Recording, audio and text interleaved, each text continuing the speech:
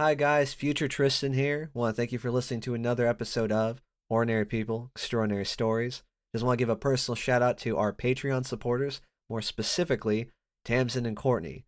We sincerely thank you for helping the channel, and if you're interested, feel free to click the link below to see our Patreon, where we have exclusive clips and episodes, as well as exclusive polls in deciding the next episode.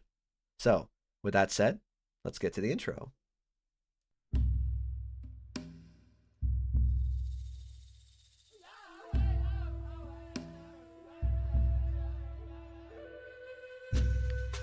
Okay, we're gonna take this nice and slow.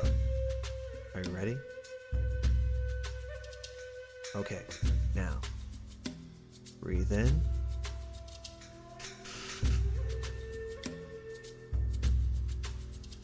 Breathe out.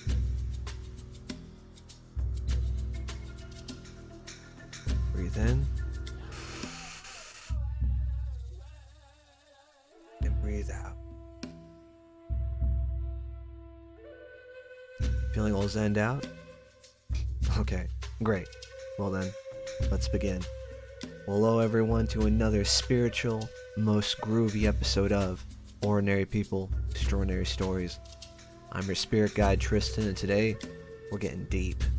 You see, I had the pleasure of getting to interview a Miss Clementine Moss. Now, I mean, where do I even begin with this one?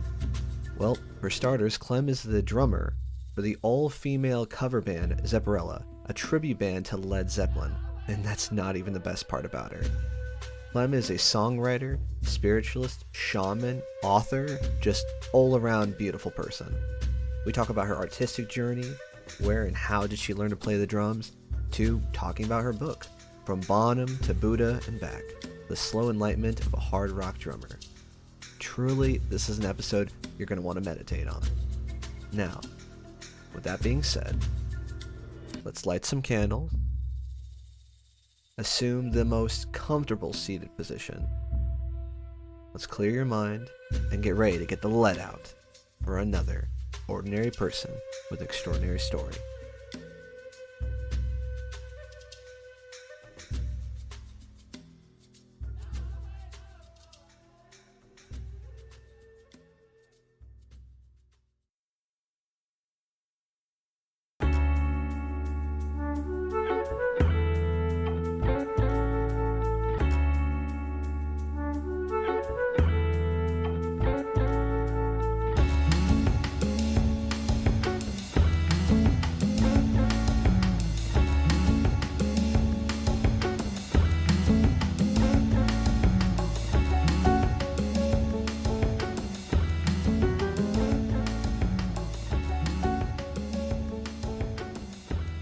So, you're also a filmie. Okay, that'll be fun. Not really. I just know that.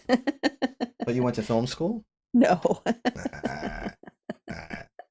You know, I will say I've kind of as I get older, I'm getting a bit more appreciation for like the kind of I hate saying the word older art, but I mean it's great to see like a film Yeah. years in the past where the message either is more true or still rings true. It's really I don't know. Funny still stands the test of time. It was I think Woody Allen. He did Uh-huh. I think what's the one movie it was about dating? I Uh-huh. Annie Hall? Annie Hall. Ah, Uh, that's such a good uh, movie. He's a creep, that's but such a good movie. movie's so great. It's excellent. Yeah, his movies really meant a lot to me. Yeah. Okay. No, But me as yeah. well. I my mom, she's big. She showed me a lot too. I remember some movie the title started with cookies or like stealing cookies or something. Not Stealing sure. But cookies. Radio Days is Uh-huh. a real Oh favorite of mine. I yeah. love Radio Days. Such a cute movie. I love that one too. Yeah, I really love that one too. I love Woody Allen's movies. It's really interesting to think about how we have to separate the art from the artist. Okay, I I'm wasn't not sure if you some were gonna do that. Like, I wanted to have that I conversation, but that's a whole other bag of worms. yeah, I don't know. Art means so much to me. Books mean so much to me.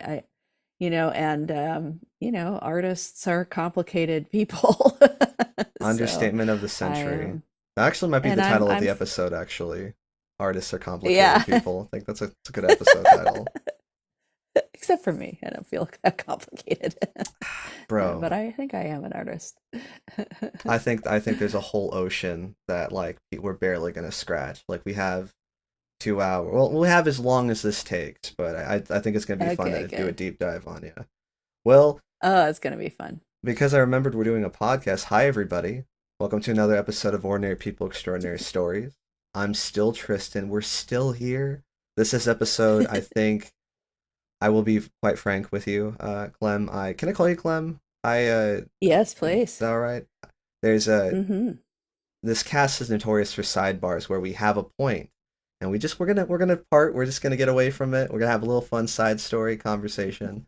But your name is name of probably one of the most badass video game characters of all time. At least gotta be top 10. Really? Yeah.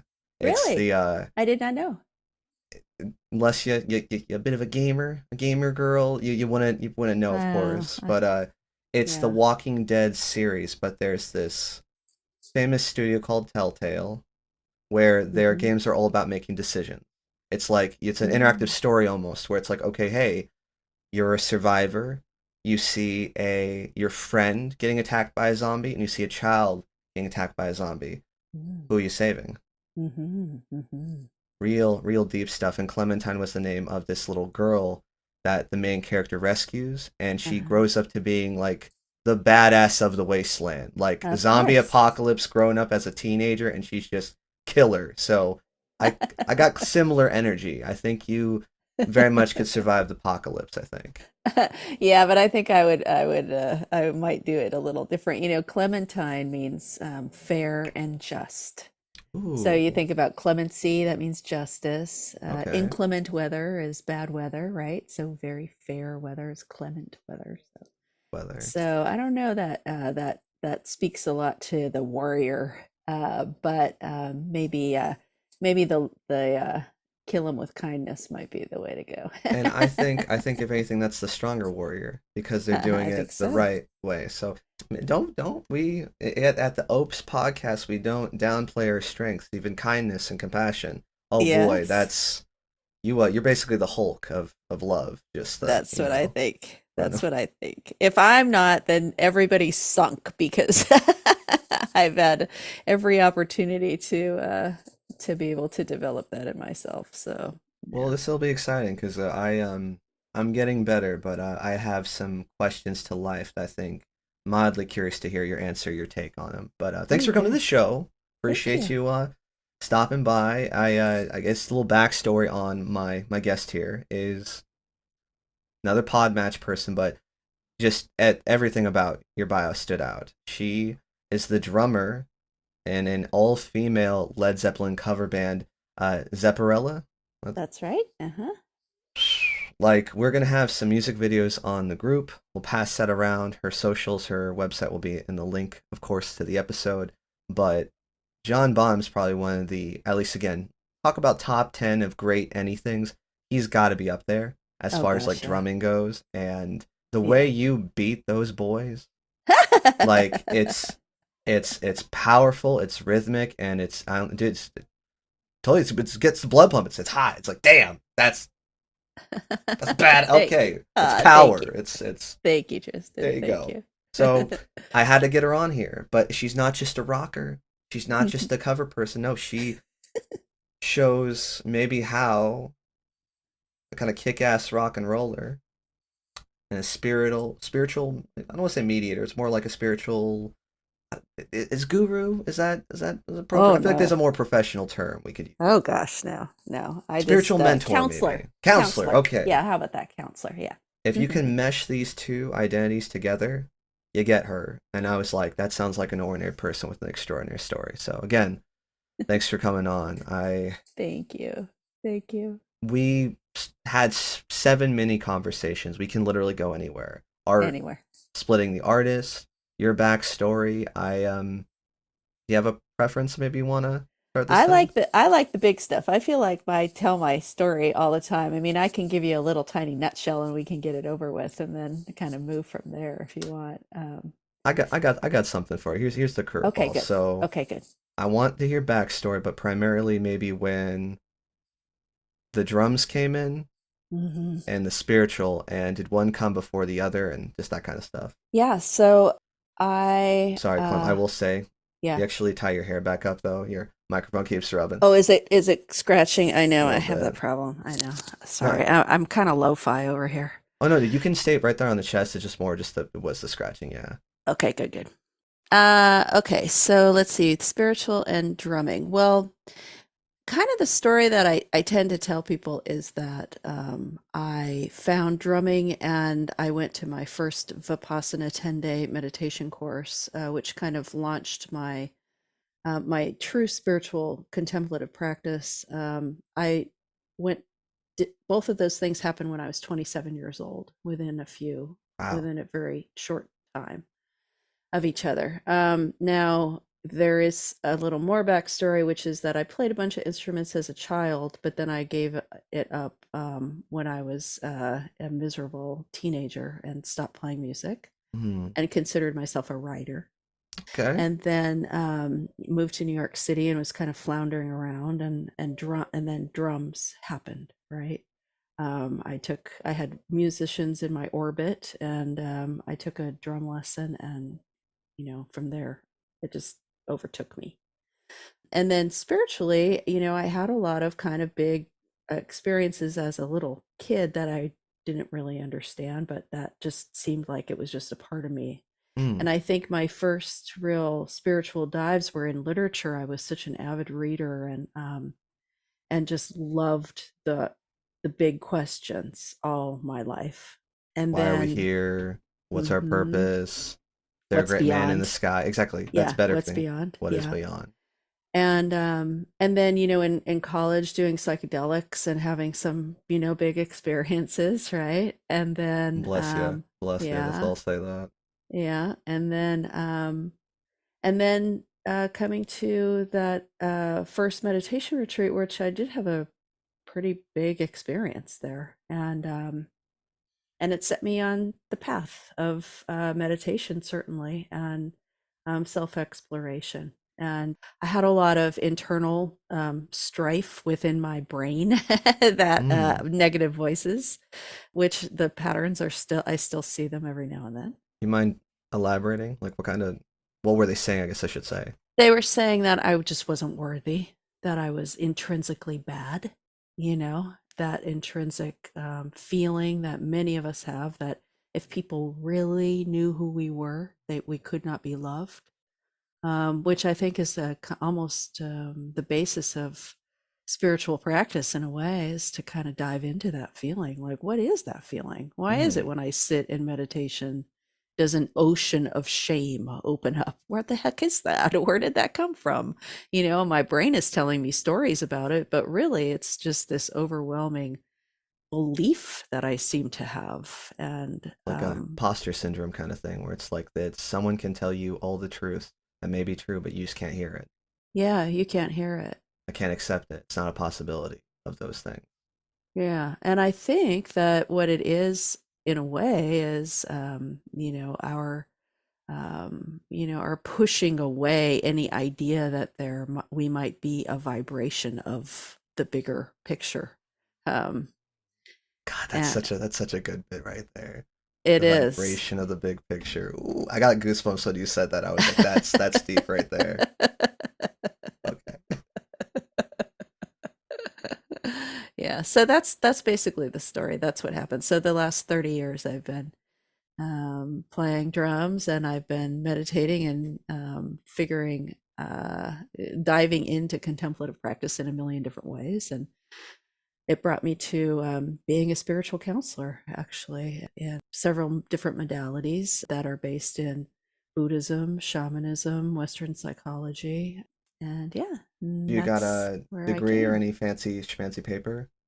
I got my degrees in writing, and I have a lot of certificates. So I have a certificate in a contemplative psychotherapy program that I did. I Hmm. have a certificate. I'm a depth hypnosis and applied shamanic practitioner, from out of a school called the Sacred Stream in Berkeley, California. Damn. Okay. And like actual like hypnosis, like using hypnosis on people to maybe Well, either work. yeah, but what we call it we call it hypnosis, but honestly, we're working with a shamanic journey, which is Hmm. like a deep trance, induced trance that we induce with a drum, which is kind of where all of my pieces come together, right?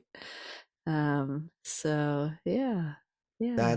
I kind of that sounds amazing that you found that. And it's such a pivotal age though. I mean, like most people find it around their, 30s or right at 30, that was the point, but you had it just before that kind of led you on this track. I guess I'll ask is what did you do for like a living? Like were you able to maintain a lifestyle being a drummer or being a kind of a spiritual counselor, or did you kind of have to take some side jobs until you found out where you currently work now or what you do? Mm-hmm.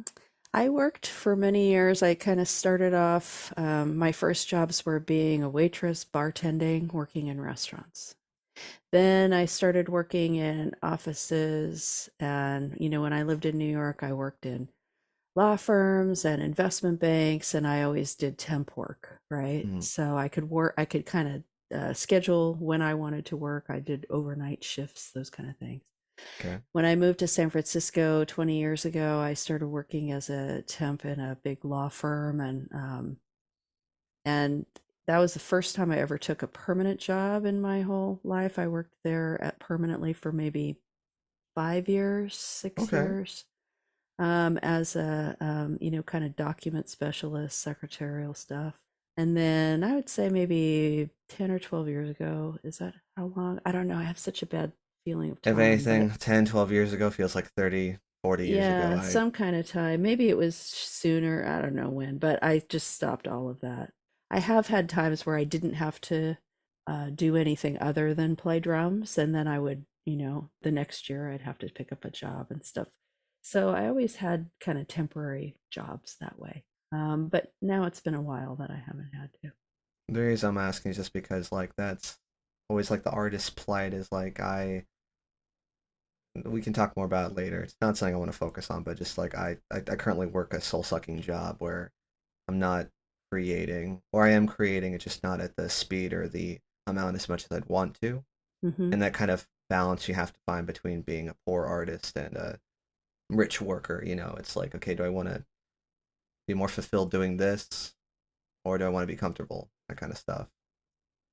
I feel like when I got out of school, when I graduated from college at 21, I made this big vow of poverty. Like, I never want to have any kind of, job that takes me away from being able to create, right? And so I worked, I used to do this thing in New York when I worked in restaurants. I would save all of my change and my tips. And when I Mm. had like enough to pay rent for 4 months, I would quit my job and live off of change. Dude, that's badass. Okay. And just but times were different. My rent was $350 a month, so it was just kind of a different time. But now when I look back, honestly, I kind of wish that I had. I think, I have so many interests. Like there was nothing that I could have done that would have, like given me a better quality of life, like it Mm. just is financially and still been interesting. But I really just didn't want to get dragged into feeling too comfortable, I just didn't want to. But at the same time, it really did develop a big work ethic when I was working a 9 to 5 job. I would go to the studio after work and I would work on music, and that takes a lot of discipline to do that and to really force yourself to uh to work that way. I remember working in the law firm. I would on the weekends on Friday night I would go into the studio. I'd just bring food for the week and I'd sleep on my studio floor and There you go. just be able to be in there all weekend because I just, Crunch it out, man. yeah, I Just needed make to that do it. song. Make Yeah. that. Well, okay, that's a great little segue to a question I had. So, Mhm. besides just being a drummer, you are a songwriter and you've Mhm. written a lot of songs. I was checking out your website. I kind of went down a little rabbit hole of all your music and I cold snap. Let's just talk about it. So, how much did you write that song? Mhm. So that Cold Snap as a song, I entered it into this songwriting competition and I won second place. And the reason I Yeah, and the reason I entered it, the international songwriting competition, the reason I did was because Tom Waits was one of the judges, and I was like, I like he's such a that's favorite, right? I'm like, awesome. oh my gosh, maybe Tom Waits All read my right. thing. But so that was on my first record. So what I did was I was like, okay, I had written so this is a kind of a little bit of a long story, but We love those. Tell a little bit of a okay. long story. Okay. So I was in a meditation retreat, a 10-day meditation retreat in Sonoma. On the eighth day, my husband came. It's a 10-day silent retreat, right? You take a vow of silence for 10 days. On the eighth day, my husband came and said my mother was really sick and had gone into the hospital. Mm. And took me, and I flew down to Southern California, and she went into surgery, and she's fine now. Everything was fine, but she went into surgery, and I had been completely silent for 8 days, and during that time, along with sitting in meditation for 12 hours a day, I had been, I don't know, something had kind of opened up creatively for me, and I hadn't been writing. I hadn't really been writing a lot. I'd just been playing drums, so my mom had to be in the hospital for 10 days, and I just told my sisters, look, you guys have families. I'm just going to be here with her. I'm just going to stay in the room for 10 days with her and just help her make it through. And I did that. And I think because I had come out of the meditation retreat so suddenly and I didn't have any kind of time to come down, I kind of got pretty manic in a way. Mm. And an entire album of songs just spilled out of me while I was sitting up with my mother. I wrote, 10 songs, all the lyrics. I heard the music. I had this idea about what it would look like. And I wrote this album of music. And which was surprising because I hadn't done that before. And then I came to Zepparella and I said to the girls at the time, and this was quite a long time ago, maybe 2008 or something. Hmm. I said, "Hey, I have this album of music," and so we recorded it. We went in and we recorded it all, and we never released it. Oh my God, like Yeah. hyped it up so much. I'm like, where is it? Let's hear it. Oh, we never. I know.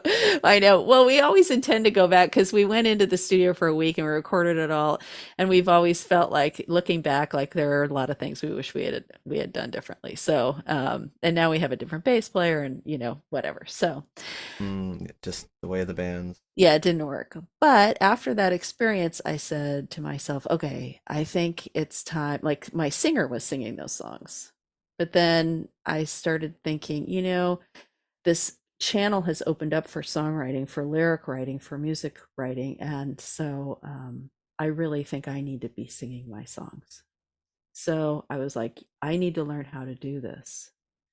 And I knew a lot about recording because I'd been in bands and recorded and stuff. But I went into the studio. That's when I was sleeping on the floor in the studio I was talking about. I would just sit there and I would come up with a drum beat. It's just still the same way I work now. I would come up with an electronic drum beat.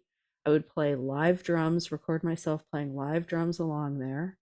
And then I would listen to the beat came, Wow. until words came out, melody came out. If I had words that I'd already written, I would take those words and I would repeat them over the drum beat until the melody would start to come. And then I would record, a bass line probably going through it, and then chop it up and create a song.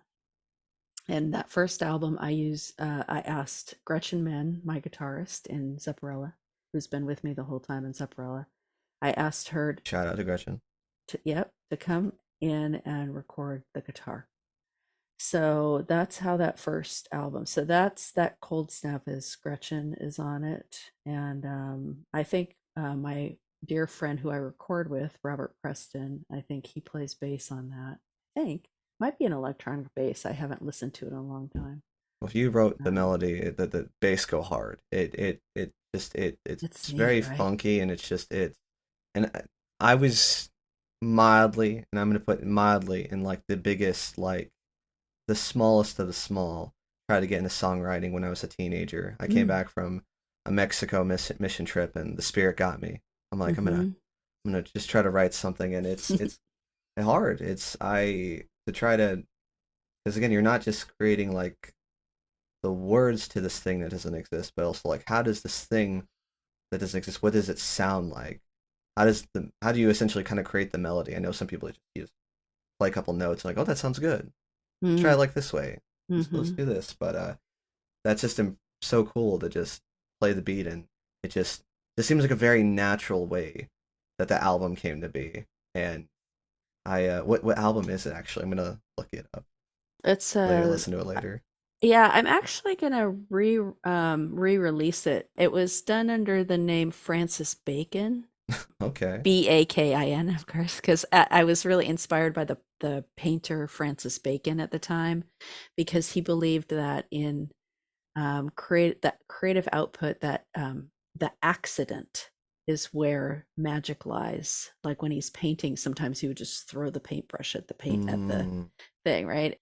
And I really love that when I was learning how to do this, learning the technology, learning how to make a song, the accident was where the magic really was. Sometimes I would, hit a button and my voice would sound different and I'd be like, "Oh my gosh, okay, whatever that is, what's that?" And so it really was this kind of like slipping and sliding through figuring it out, and it was very exciting to do it that way. So I I am bet. going to re-release that so I can put it on my streaming platform and have it be under Clementine, but I can send you. I think I found you actually right here. It's is it kind of like your covers like this weird Yeah. like Elton It's like a John looking Pope?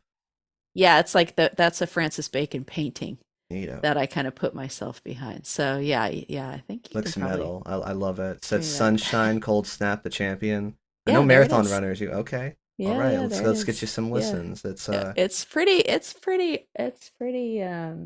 It's pretty rough, It's my first one. You always look back at your first oh god. endeavor as, like, oh, it would be different. But I kind of listened to it not too long ago because I was like, where's all my music? Like you said, I have a lot of music out there, and I was like, and now with streaming and everything, I haven't been paying attention, and I was like, where is everything? Especially So trying to like get like your stuff out there today. It's like it's all TikTok and like are you on Spotify or on YouTube? Do you have a Twitter? It's just that's just I feel like as a spiritual person that can just get exhausting because you're like you have to plug into the matrix to get your stuff out there instead of just doing the old natural flesh to flesh, spirit to spirit kind of thing.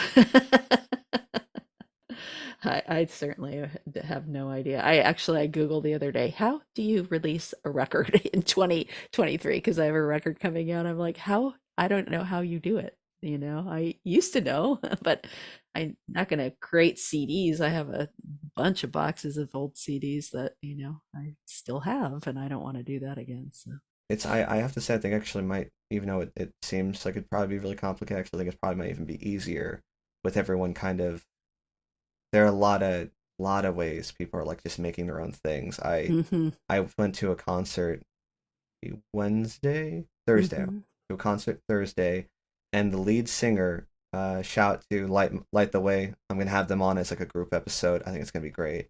hmm But he made besides his own graphics, he also started making his own like art, mm and I commissioned him for a business card, and just he's mm. got a little printing thing where he can like print like so many cards at a time or stickers, and it's crazy. It's That's like awesome. usually needs a guy to do this. Now you do everything. You are the drawer, the manufacturer, the It's a shipper. blessing and a curse. It's really is a blessing and a curse. Like, on one hand, people talk about how like it's a terrible time for music. I'm like, no, it's not. Everybody can make music. Anybody can make music. But there's the musician brain, and then there's the promotion brain. I'm really not good about promoting my stuff, like myself, right? Man, me too. I like to just kind of put it out there and, like, have it find its way.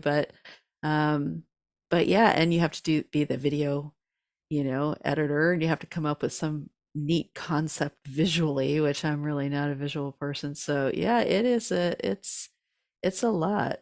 But it was funny because when I was working in the law firm, it was kind of like, do you know how to do this program? Like, yeah, I know how to do that. Yeah, I know how to do that. Yeah, I know how to do You're like, I that. know Like this. This is easy. I've done all of this stuff in the band, so yeah. Well, here's to our creative journeys where we can learn a little bit about promotion and until we get make enough money where we don't have to worry about it. So here's to that. If that, if ever. Yeah, if ever. I think so. I Yeah. mean, and we can go back to the questions. A little side question for you is, have you noticed as far as like when have you joined Pod Match? Like, how long have you been on here for?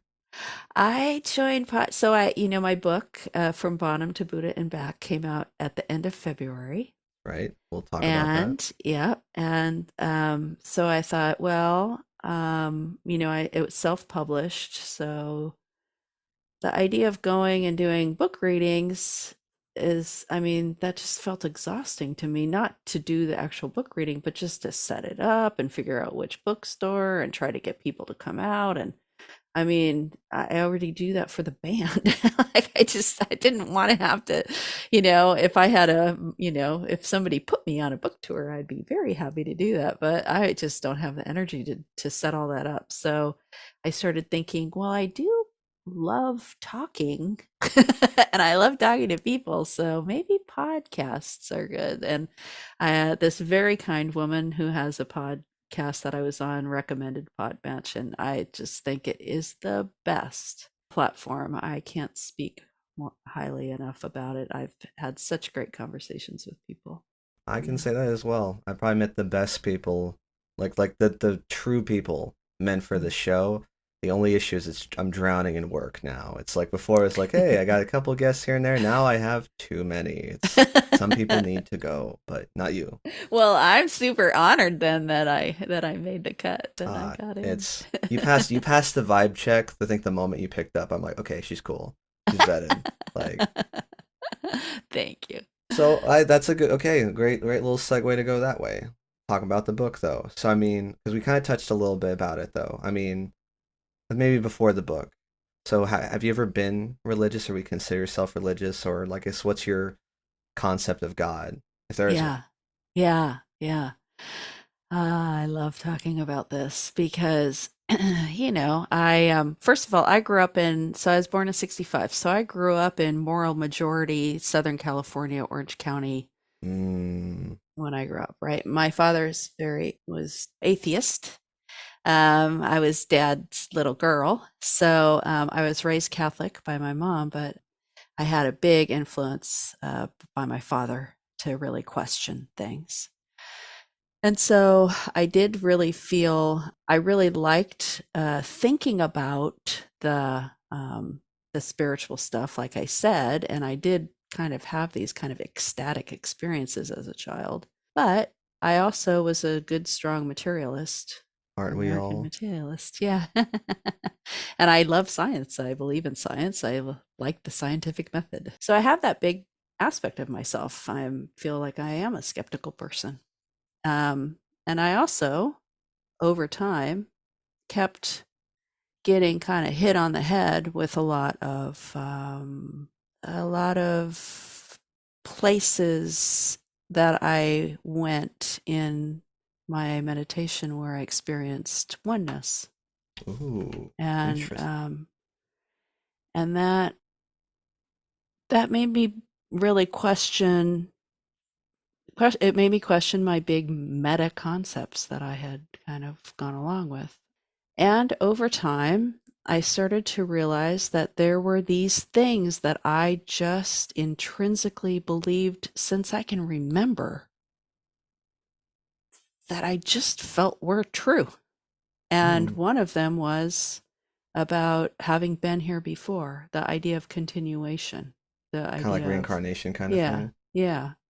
And Okay. even as a little kid, I would have these dreams of places. I didn't watch a lot of TV as a kid, so I don't know where those images and those scenarios and those very grown up situations that I was in as a kid having these dreams.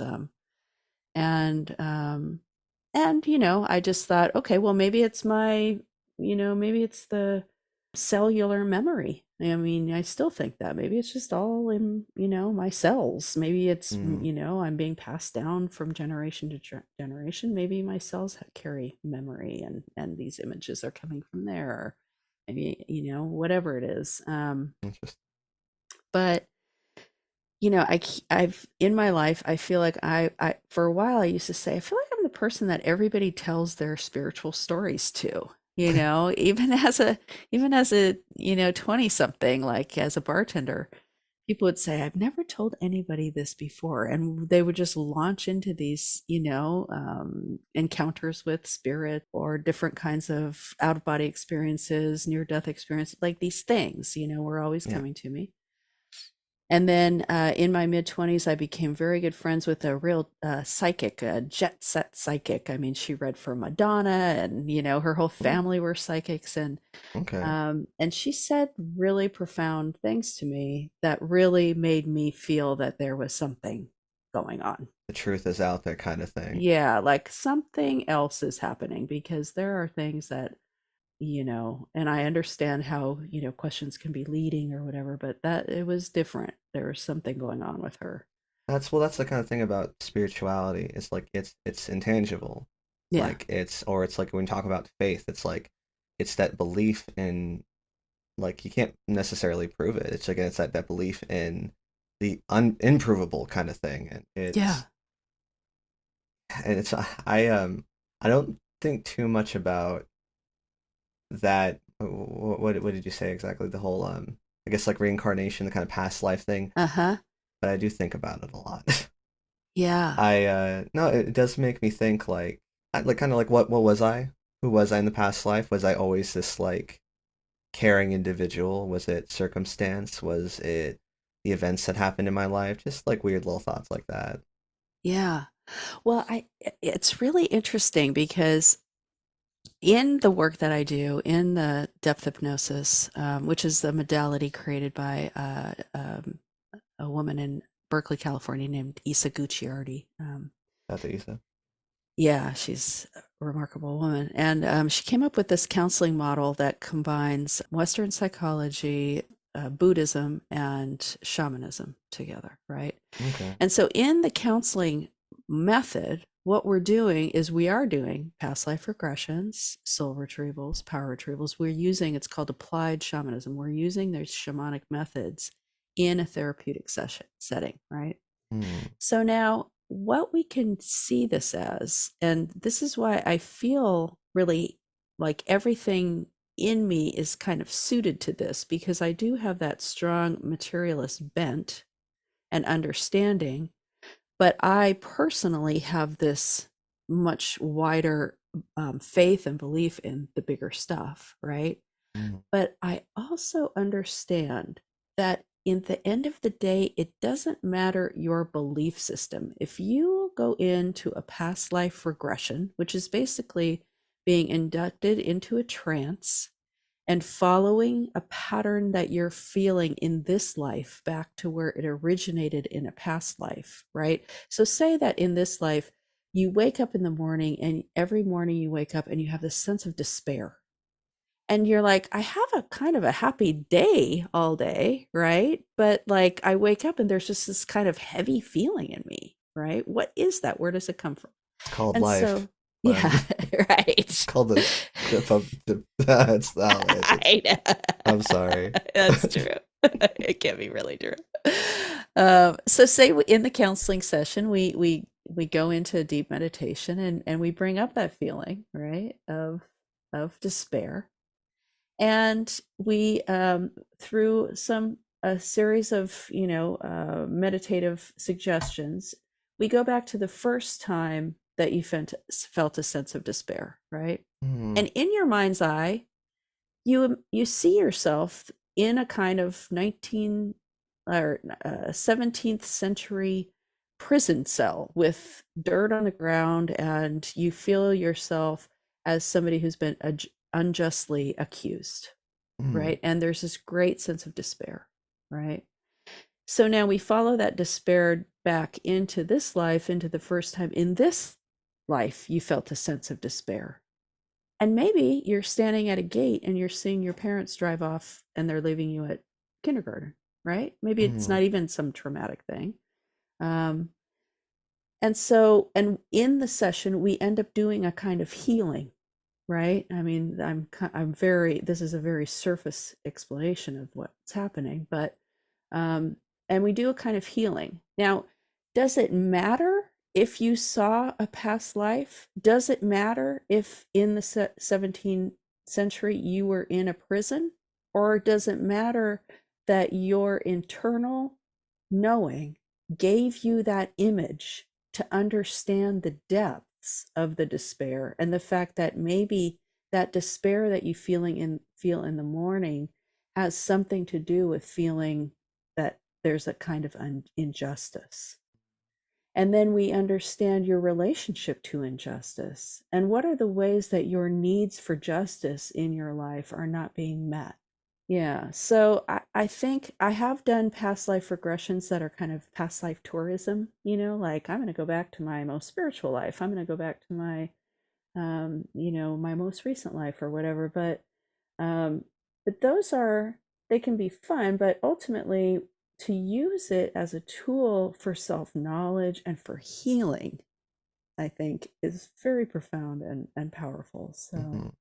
that's my little spiel about that. No, I'm very curious about going and seeing that because I know obviously I joked about the whole that's life, but like I, I do think that that force in itself is like that should be looked to the bottom of it because it's like, or maybe it's not even just the fact of that the feeling of despair. It's like where Mm-hmm. does this kind of imposter syndrome come from? Where are these negative voices coming Mm-hmm. from? Where did I always believe that?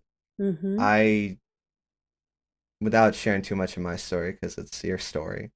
Mm-mm. Uh, I sometimes think like I might have lost like a past Tristan, Mm-hmm. a Tristan that's just not. Yeah, like I said, Mm-hmm. he's been like I said, not necessarily lost, but can I get back to him? Is he Mm-hmm. still here? Is it Mm-hmm. why do I feel like he's been gone? That kind of stuff, and Mm-hmm. I don't know. I'd like to see that guy again. So. Yeah, and what we would call that, we can call that power loss or soul loss too, in this work. And soul loss is something that, in shamanic tradition, it's believed that if you're in a shocking situation, right, a moment of trauma, a moment of real upheaval, there's an idea in traditional culture that a piece of yourself is left behind there so that you can move forward, right? And so a soul retrieval is when we go back to that place that that shocking event occurred, that traumatic event occurred, and we bring back the piece of yourself that stayed behind and has been rotating and spinning in that place the whole time, right? And again, I'm speaking in these in the a kind of woo woo language, but if but there is a way to see this in a just a psychological way. There is a piece of us that we leave in a traumatic situation that keeps spinning around in there.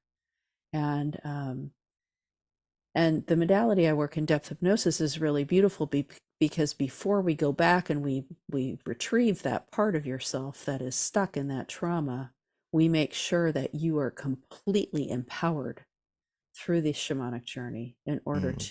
in order to go back so you're not re-traumatized. And that's a Right. kind of way of being able to feel safe and protected to go and strong to go back and find that part of yourself that was lost. I love um it. Very yeah. I don't know, like Nightmare on Elm Street, but also Inception, but also just like I'm gonna bring it back to video games. There's this game called Psychonauts. It's and this is coming from like as far as like an artist, as far as like creating and making stories and making worlds is the world of video games has changed from Mario. It is it's kind of really exciting to see the creatives take a medium where again it's usually just like you have an objective or you have to do something, and they can maybe tell a beautiful story with it or Hmm. incorporate the story, like the story method, with the interactivity of the game. Yeah. It's just it's a Well, fun world we live in. Let's just say that. the game that I when I first got my first computer in the 90s, the game that I got completely obsessed with was Doom. Oh gosh. I loved that game. I played it for days and days and days, and I even got so excited about like building my own Doom world. You know how you can kind of build your own, I can't remember what it's called now, where you build your own Like a level um design, like you made like an level design. actual, yeah. Yeah, yeah. And I printed out all this stuff, and I like got to the place where I built some stairs in a room, and I was all excited, and then I realized, wait a minute, I have a life. Like I Ah, have to go and do stuff. But dude, you yeah, just got that like a gajillion points cooler by and she's a Doom modder. She makes Doom levels, guys. She does it all. but then I really loved the like there was that one that was really, it was like you're walking through these beautiful worlds, and you had to figure out the mechanics of how the buildings kind of worked in order to go. What was that one? A I think Mist. it's. I was gonna say it sounds like Mist. There you Yeah. go.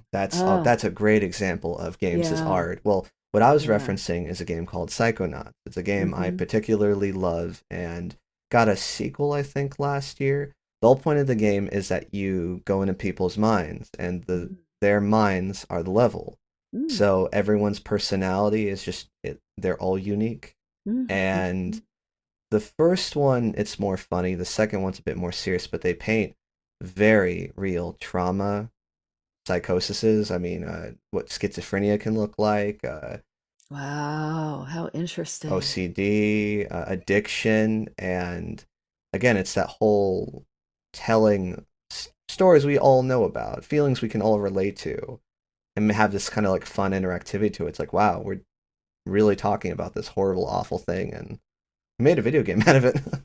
Yeah, do you feel like you gain more empathy to people who have Oh, those things by absolutely. walking around in their heads? Yeah. Well, that's kind of where the second game comes from, because the first game you Mm-hmm. kind of have this like savior complex where you're like, hey, you have Mm-hmm. schizophrenia. Let me go beat up the minds in your head to get them to Mm. stop talking, and then you're healed. Mhm. The second one, they're like, hey, you need to respect that you're going into people's minds and potentially Mhm. changing key elements and moments about them. And Mhm. again, it from the entertainment, it's fun side, it's like don't be a downer, but from the respectful, hey, let's treat these really real things seriously. It's excellent. It's great. Wow, that sounds really fascinating. Yeah. I wish I had more time to do such fun things. If I if I remember, because I always tell people I'm gonna send them things. But if I remember, there might be like I send like a level or something, or just like a little video you Mm. watch where it's called Bottles. And it's Mm. all about you traversing this island Mhm. covered with alcohol bottles, and it deals with Oh, alcoholism wow. and about the trauma that led to him boozing it up. And it's again, it's like, where did all these feelings come from? Like, if I was playing a Yeah. game and now I'm crying, no, you're crying. Shut up. Man, just the way of the future. I tell you, it's I kind of I kind of went on such a side tangent. I forgot just I mean, we were mainly talking about like kind of going back and Oh, the you were to asking whole. me if I believe in God. Oh, yeah, there it is. There's the question. And you were an atheist. Thank you for bringing. Usually I have to wrangle us, but so thank you for. Well, actually, I have to say that not to bring it back to the book, but that is a part of what I talk about in the book is, there's a piece where I was just kind of thinking about these things, and I was like, I'm gonna just lay down and feel like what it would feel like to die, right? And I had read about a spiritual teacher doing this, right? I'm gonna just lay down and imagine that these are my last moments, and slowing my breath and just like imagining what it would be like, right? And and a sense of peacefulness came on me, and I just imagined what would happen next, right? Like, and I had the sense of, my spirit being unchained. Mm. And I got up and I thought, my spirit unchanged? Do I believe in that I have a spirit? How interesting. Is this one of those things, like that reincarnation feeling that I just kind of think or know feels true to me? And I felt it did. And then, that combined with those big moments of oneness that I had experienced, especially in meditation, but then earlier in, in psychedelics. Um, and then in my spiritual practice, where my heart just felt like I kept opening and breaking open those beliefs I had about unworthiness. Mm. And then I did a meditation where I was supposed to feel the unconditional love of the divine coming to me, and I could not. And I thought, oh, do I feel unworthy of divine love? Like, am I? And I realized I felt like I was so intrinsically bad that I had to be something different to be loved by Mm. people, but then by the divine even. And once I really moved into that and realized that is just isn't true. And then everything kind of cracked open for me. Um, and in doing that, and in being able to understand that I was worthy, that I could feel a feeling of unconditional love vibrating around me in all things, um, I started to feel that for everybody that I meet, even Mm. people who are behaving badly. I don't excuse bad behavior. I don't like it when people act like jerks. And I think that people need to be held accountable for their actions. However, at the base of everything, every being, I do see that vibration of the divine. And I do think that moving forward in our world, in our planet, in our humanity, that is the only way that we move through. That's the Mm. only way that we go forward, is to develop that within ourselves, so we don't other. There isn't the other. Um, and so I tend to really like those philosophies that say, um, that you are me and I am you, and there are, we do have our own unique qualities, but that ultimately we are, um, like the a little tiny eyeball of a great divine that is, um, being manifest in our humanity. So, Do you and I'm a Christian with mm-hmm, taking the weight of everything that means because just I mean even for like the longest times Christians have been portrayed as not very Christ-like, very mm-hmm, judgy, mm-hmm, very not forgiving, not loving, that kind of stuff. mm-hmm, And do not ever push my religion on anybody. Like if you want to mm-hmm, know this, that's a different story. But it's like mm-hmm, I'm never gonna be like you're going to hell or just that crap, whatever that is. But mm-hmm, I understand the whole like knowing the universe kind of thing or like being a part of something greater. mm-hmm, And for me, that's God, that's Yahweh, it's the Christian God, it's whatever. But it's like this kind of father figure is how I've kind of I want to say humanized it, but that's mm-hmm, kind of an oxymoron, humanizing a God. But I mean, mm-hmm, it's what as far as like your connection to that, whatever that mm-hmm, is, mm-hmm. what does it look like? I mean, like, what's your relationship look like, and does it have a face or a series of values? Or I'm just Mm-hmm. really curious. Yeah.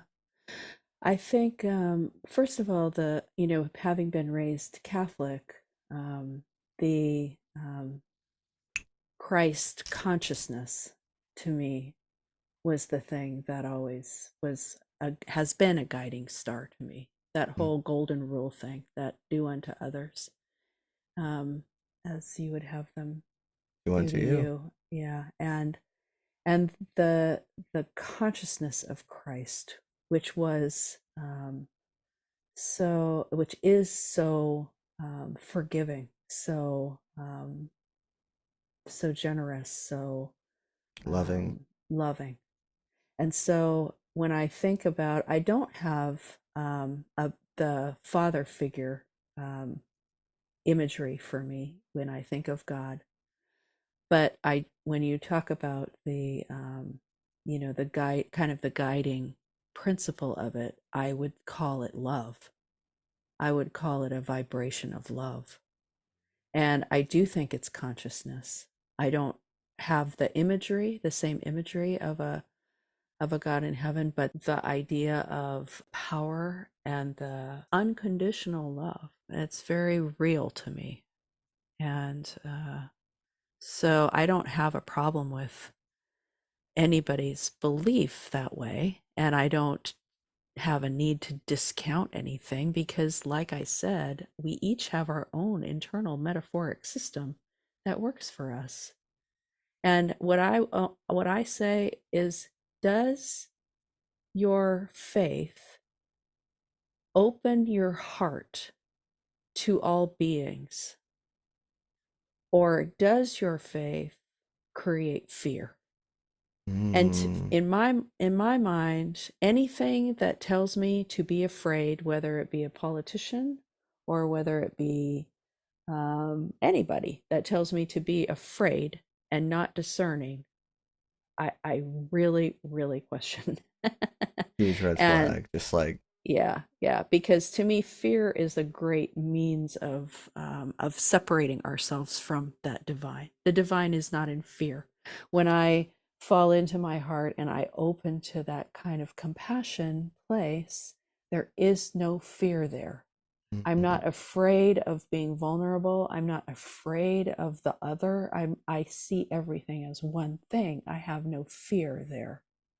Um, so if somebody's telling me to have fear, that's against what I know of as God, It's as against your divine. religion. It Well, I mean, is. it's yeah, but Yeah, yeah, it is. and this is a fun question that does not have a simple yes or no answer. Mm-hmm. But I asked about the spirituality. It's and again, Christianity has both ruined it and made it well as far as like, hey, here it is. If you want to talk about the other side, talk about the meta-ness of the universe, the oneness, deeper questions, bam, you come to here. Gets diluted. People are maybe not portraying themselves as best as they should be, whatnot. But some people, because of just like I mentioned the digital era, the Matrix, things, it is so different now than it's been. I mean, I'd like to think so. Has there ever been a time where people are just that, I guess, I don't even want to say atheist, but it's just like not tuned in with that spiritual realm, that spiritual world? It, what do you say to those people that say, I don't need this, or this is not important? Well, first of all, every time that I interact in my world, Mm.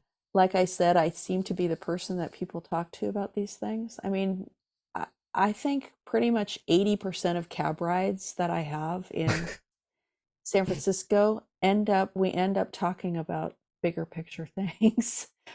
I'm sure it's me. I'm sure there's something in me that draws that out, but I don't, that's not my experience that most people don't have a need for these things. Everybody has a need for meaning. Everybody has a need to make sense. Now, if they believe that everything happens in the brain, that's just as valid as believing that there's a guy in the sky. I mean, it really, it's meaning for each individual person. My question is, how does that make you behave in the world?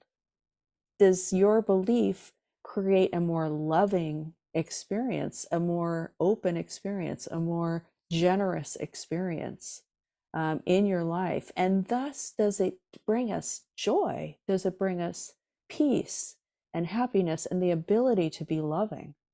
Or does it cut us off with a kind of fear of being wrong or feeling like you have to fight all the time or prove yourself? Then Yeah, I guess that's what I would say. My experience is that everyone that I meet seems to have some kind of idea of how they've squared this stuff. And I don't have a problem with it unless you're, you know, walking towards me with a pitchfork trying to make me do something.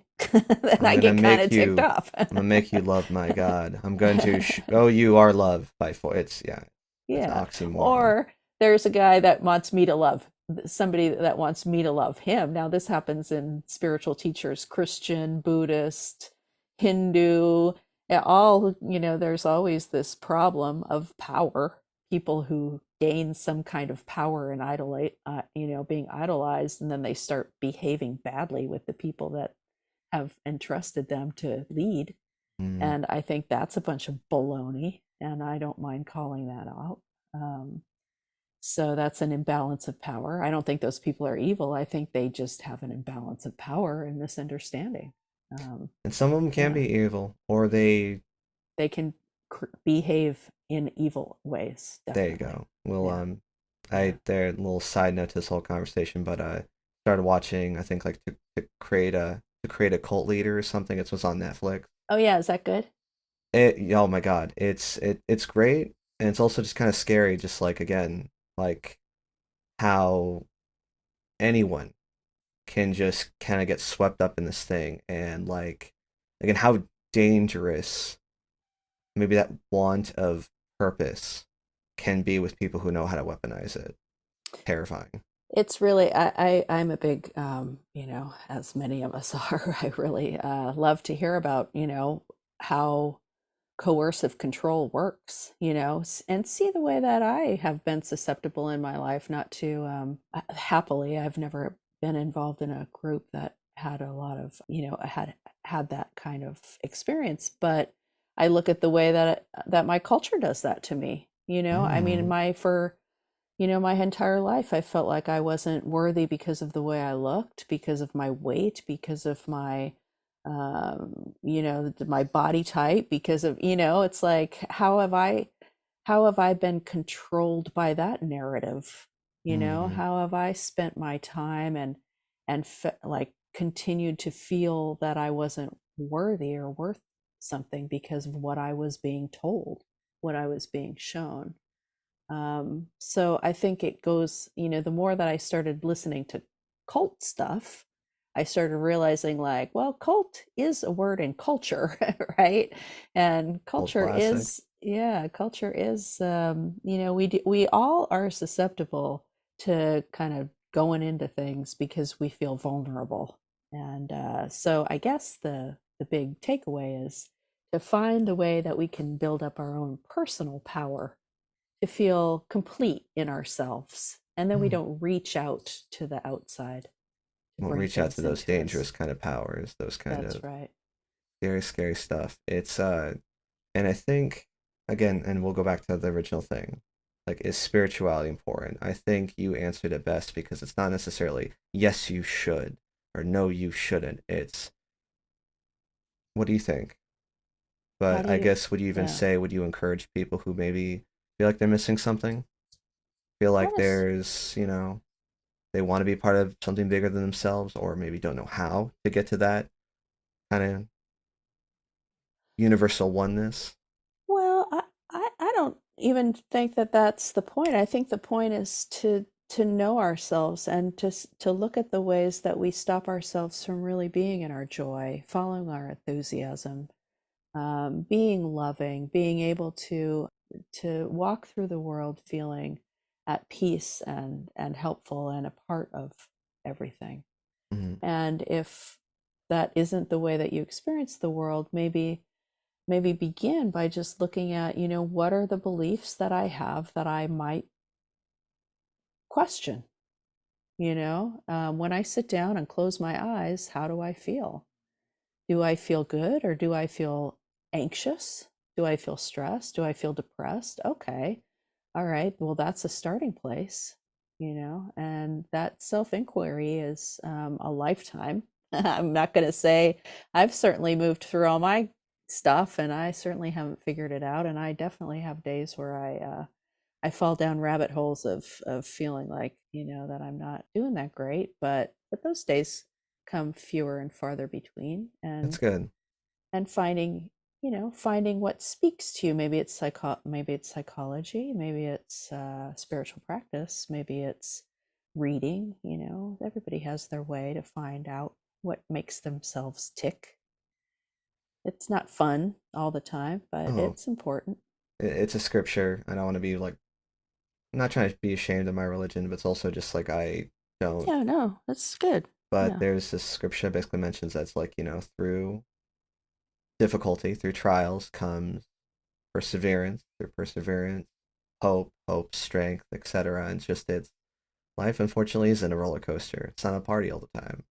And some not to ever discredit the awful things we go through, but it's just empowering how we can take some of those awful moments and find strength or Mm, find meaning, purpose from them. And if we yeah. haven't, I mean, the ability to do those things. Yeah, that's really well said. I think the most empowering position is to see the situation that you're in, to see the challenge as something you can learn from. And I don't, that whole thing like, oh, you manifest what happens to you. I really don't go down that road, because I don't think, a child manifests cancer. Yeah, gosh. I think things just happen. But to be able to meet what comes with a kind of ability to see it as something that has lessons for yourself in it, and at least takes some of the trauma out of it. It is an empowering position to go through things that way. And now I don't. I got the Bible verse, which I don't even remember what the verse was. I feel awful, and I'll remember it if I do. But Ed and Eddie's a cartoon, and I think they even said like a little childhood trauma builds character. So take with that what you will. Just there you go. Let that be whatever you want it to be. Well, I mean, there is something to be said for seeing the terrible things that happen to us from a distance as we move forward, and say, well, I really, at the end of the day, I wish that hadn't happened. However, how that happened ended up bringing me to now. I Um, like that a lot. I really yeah. like that. And now we're here. I think you should tell us a bit more about your book, about more about it. Mm. Well, um, I started to think about the way that my contemplative practice, my meditation practice, and my drumming, my music career, how they were related. How when Okay. I sit down behind the drum kit and I'm playing a show, how I aim to fall into that same wide open awareness that I find when I'm in meditation, and Mm, allow the song to play me I rather like that a than, lot. yeah, I like rather that. than moving with force, moving with, I noticed that when my mind really got involved in what I was doing and wishing that I was doing things differently, I just didn't play very well. Mm, And in meditation, what we're doing is we're using our mind with a pinpointed attention. And when we do that, it opens up a wide awareness behind our mind mm, of knowing, right? right. So I saw that playing a musical instrument, you're doing the same thing. You're putting your front attention on the actual technical aspect of playing the instrument. But, when you sit there and have to play something 1,000 times to try to get your body to do it, that's a meditative state. This other awareness, this wider awareness of no thought is there.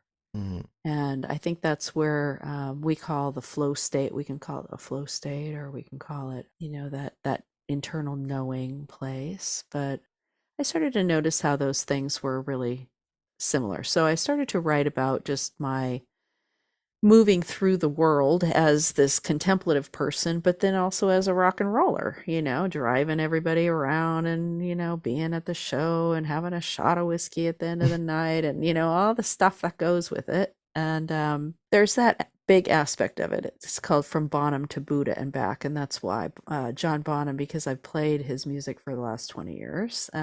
He's really says a lot about my music career, and then it's also a real love song to drums. I think just drums have brought me to where I need to be. Um, and then a love song to my father, who passed away before he could ever see me play, and who was really instrumental in my music, in loving music and being passionate about music. It talks about dealing with, being in the world and having to deal with that negative voice, all of the struggles that I've had about, feeling worthy, and the idea of looking at YouTube comments, right? Oh God, And say less. I know, and all of those worldly things, and okay, like you think that you're, all moving along in this like even spiritual thing, but then somebody calls you fat on the internet, and like what happens, right? So Gotta go to it's your room and cry. That's what happens. You gotta just. well, what happened was that I stopped caring. And that was kind of nice. There's the answer. I like that. I like that a Yeah, lot. I stopped feeling like I had anything to hide, or any expectation that I should be other than what I am. There you So, go. yeah, so that's kind of the book in a nutshell. It's 100 little pieces in the book. So it just came out. As Just far came as out. like where my audience they could get though, is it Amazon? Is it more where could they essentially they were interested Yeah. in looking into us, where would they get that? Yeah, it's on Amazon and Audible. I did an audiobook of version too, so A getting that yeah. Audible money. There you go. That's where the secret is. So Money. yeah.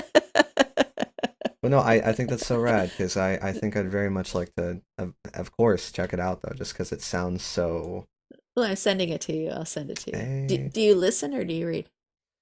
Probably I think I have more time to listen. Yeah. I want to read more, but if I'm just being honest with themselves, I probably would consume the audiobook quicker than the actual book. Yeah, I listen a lot more these days than I do, because I've got to walk the little dog all the time and stuff. It's a perfect time to listen to a book. There you Yeah. go. Yeah. Absolutely. It's well, I yeah, absolutely. I'd love to really check it out though, just because especially since we've been kind of talking a little bit about everything, just like I think it's just again just kind of the spirituality of just like music, of Mm, just mhm. like where you get meaning from it. It's like, I mean, even creating songs, I mean, that has a bit of spiritualism to it as well, because you're just this, you're making something, and Mm. it, man, there's just so much stuff we can just kind of get into, but I'm excited to kind of see the journey, and Mm. if anything, I always wanted to be in like into drums. Like think the only musical like I the kind of like journey I've had where I've dabbled was when it was I played bass guitar at church for worship. Oh, That was fun. cool. That was Oh, cool. awesome. But I will say, compared to like actually, I don't even want to say this. Just drums look so fun. It looks They're, therapeutic of just being able to hit things, it's so fun. like Yeah. in beat in tandem and just getting the let out. It's Yes. so fun. It's so fun. And I'm living proof that it doesn't matter when you start playing drums. Yeah, drums are always there for you.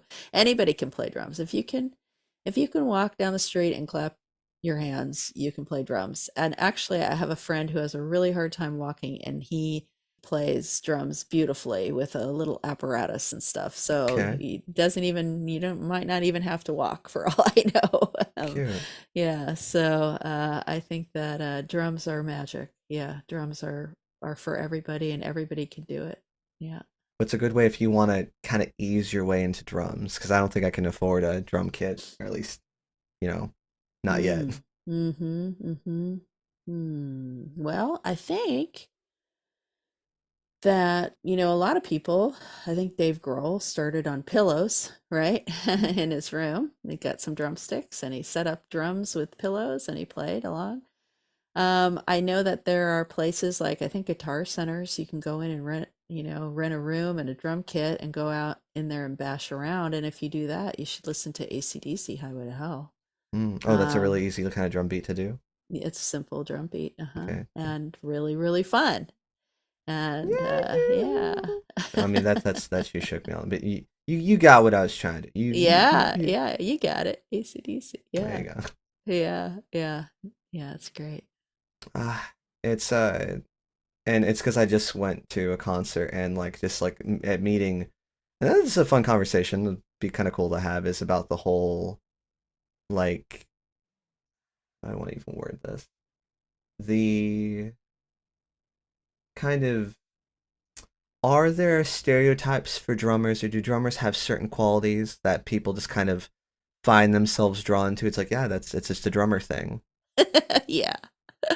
I think so. I mean, I think stereotypes are silly. There are always exceptions. However, I do see stereotypes in musicians, and I say that drummers are usually very geeky. They tend to be like if anybody in the band is gonna like, to read science fiction, it'll be a drummer. That's awesome. Okay. Yeah, drummers are mathematicians. Drummers are they really I always say actually let's see. I have a little piece that I wrote if you'd like in the book about this. Cool. I'm getting a live reading. I've never had one of Yeah. those. Yeah, Okay. I'm Yeah. excited. Let's do it. Yeah. Okay, so this is a little tricky because now I want to say that this is not about my current band. This was written much before my current band, Okay. and so it's not about the people These guys are in cool. my We love band. these guys. Yeah, my band, they're all amazing and they all break stereotypes. But I did write, While you're looking that up, though, this yeah, has been a blast just kind of talking about this because not discrediting, as I've had some amazing, like, spiritual and very, like, religious people, and we've kind of gone there, but it just does seem fun to talk about even just like I don't know when you look at through the Christian lens, it's amazing because it's like okay, hey, now I have a personal relationship to that creation, but to even take a step back further and just think of the force. I mean, you're supposed to do that anyways, I guess, but I mean, it's just still like amazing to be like, wow, like I can't remember the last time I've gotten this deep in the weeds. Like oh, this that's really feels nice of you to say. Yeah, I really enjoyed our conversation, and I really love speaking to somebody with, a lot of the spiritual people that I speak with tend to be, Buddhist or, Hindu, have a Hindu background. So I really do love speaking to people with different outlooks. I think it's really important because at the end of the day, I think we meet on things more than we differ. hmm, okay.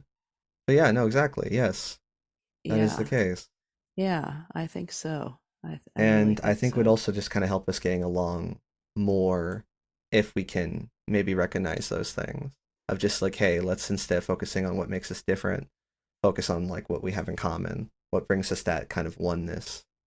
I think that's really important. And I think that, social media is I tend to think that computers are great because it really does connect us in a really powerful way. And, I mean, it's like you can talk to somebody in a different country now, like instantly.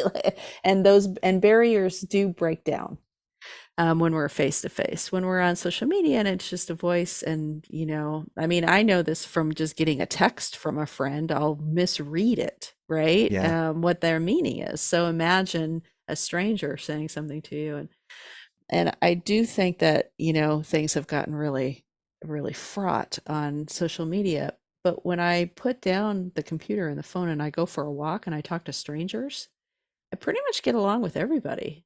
I mean, I everybody is just doing their thing, right? I mean, we're all just dealing with the same things everybody else is. We want to be happy. We want to figure out our stuff. We want to feel safe We want to and figure the big peaceful answers to those and questions. We want to exactly. yeah, yeah, totally. It's I think also why I wanted to do this cast is because COVID was one thing, but I mean, in the way I kind of like travel by doing this, when I get to like Mhm. talk to people, hear their stories, get to kind of like I don't want to say live vicariously through them, but more like with them, being like, Yeah. wow, like that's a crazy story, or man, that really sucks. I'm sorry. Like, Yeah. it is life. And it's life affirming when you just talk to somebody and you feel that connection. And I was talking all these big conversations. But I was talking to a coworker and was just talking about just like the news or just how like fear mongering it can be, or like how like people are like, Hmm. have you heard what the liberals are doing to Hmm. our schools? And then they on the other side it's like, oh, here we're Republicans. They're just they said that thing, and it's just it's toxic. I hate it. Hmm. Get it out of Hmm. here. It's like it's poison. Hmm. And again, I'm making it very clear. It's not just one side. There's extremes on both sides, but it's like those voices are so loud that we lose connection. That, oh Hmm. hey, do we have a lot in common? Like do we? Are we? Can we vibe the same? And it again, it's poison. I hate that's what the world's turned into. Is like how can we scare people into being divisive instead of that kind of goal to oneness. It goes back to that fear thing, right? Anybody who's telling me to be afraid of somebody else, it's like, and like you said, the loudest voices are the ones that get attention. But there's a whole bunch of people who are not those people in the middle, who are all just kind of watching this volley, this ping pong thing. And some people get swept away from it with it and carried away. But for me, almost everybody I talk to says the exact same thing you just did. Like, it's terrible, it's dumb, it doesn't seem to be the way that we live our lives. And that when we're just with other people, we generally get along, you know? I mean, I've always lived in cities and or at least since I was an adult, and living in New York City, that's 8 million people in a 20, you know, mile place, and everybody pretty much is getting along. I mean, it's kind of remarkable, and what we hear about are the terrible things that happen, but day to day, minute to minute, what's happening? We're all just kind of doing our thing. We're all trying to make it through, Trying to right? survive, trying to find Trying to meaning, trying survive. to just pay for Yeah. rent. Which again, you mentioned you live in San Francisco. Do you own like or No, is we it have your? a rent. My husband's been in this apartment for 27 years, so Oh we my have rent God. control. So Heyo, once fight the that system. yeah, once that ends, well, it is the system. It should be the system for everybody. They shouldn't be able to jack your rent up thousands of dollars from year to year. I think everybody should be able to live that way. So I'm a big proponent of rent control everywhere. I wish it was everywhere. I wish Mm-hmm. everybody had a place to live, period. Exactly. Yeah, so that's the only way we can live here. Someday it'll end and we'll have to move, I don't know where. Well, how about this? We'll worry about that when we get there. Yeah. That's right. That's right. Okay, so here, this is my little thing that I wrote about the Excerpt from the drummers. book. Let's do it. Okay, so I've developed a list of stereotypes about the different players in a band. Of course, stereotypes are limits. There are always exceptions, but I have fun thinking about it. Certain personality types are drawn to different instruments. So, and again, this is not about people that I play with or have ever played with. This is just Okay. kind of looking at With the place with that with that mindset, in mind. that's what I'll think Yeah. about. This is Okay. not No, it's not specific to Zepparella. people I know. Got Right. it. Okay. So drummers are often the planners, the organizers, the energy, the drivers. They are often very dorky, those science fiction loving, uncool folks who let their freak flags fly with not a lot of concern as to how hip they are perceived to be. Hmm. And I'm including myself in this 2 words, fanny pack. I should have said cargo shorts too, because that's a very big drummer thing. Lead guitarists tend to be meticulous, exacting, humble, and insecure in the sense that they rarely believe that they are as good as they are. Hmm. Rhythm guitarists, sex incarnate. Okay.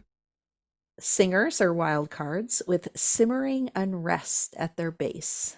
That unrest can either make for someone for whom you are driven to want to do everything or someone from whom you're driven to get away. Interesting. Pianists are mathematicians colored with streaks of perversion. Yeah, And bassists, they may be my favorite. Deep, private, with their own secret garden never revealed. They're usually wonderful company, funny, wry, easygoing, smart. They don't need to be the center of the party, but the party pulls toward them. Strange and interesting in their ways, they tend to disappear and reappear with a kind of magic intuition as to when they're needed. There's something about those low and long sound waves that translate into an intuitive spookiness I have witnessed in bass players I have as friends. They're often slow to react, but incredibly thoughtful and prescient when they do. I like that, and it's I at first I was like, does that fit me? And I think so actually. Mm-hmm. I do think so. That kind of fits the mold of Mm-hmm. as a bass player. Okay, Mm-hmm. cool.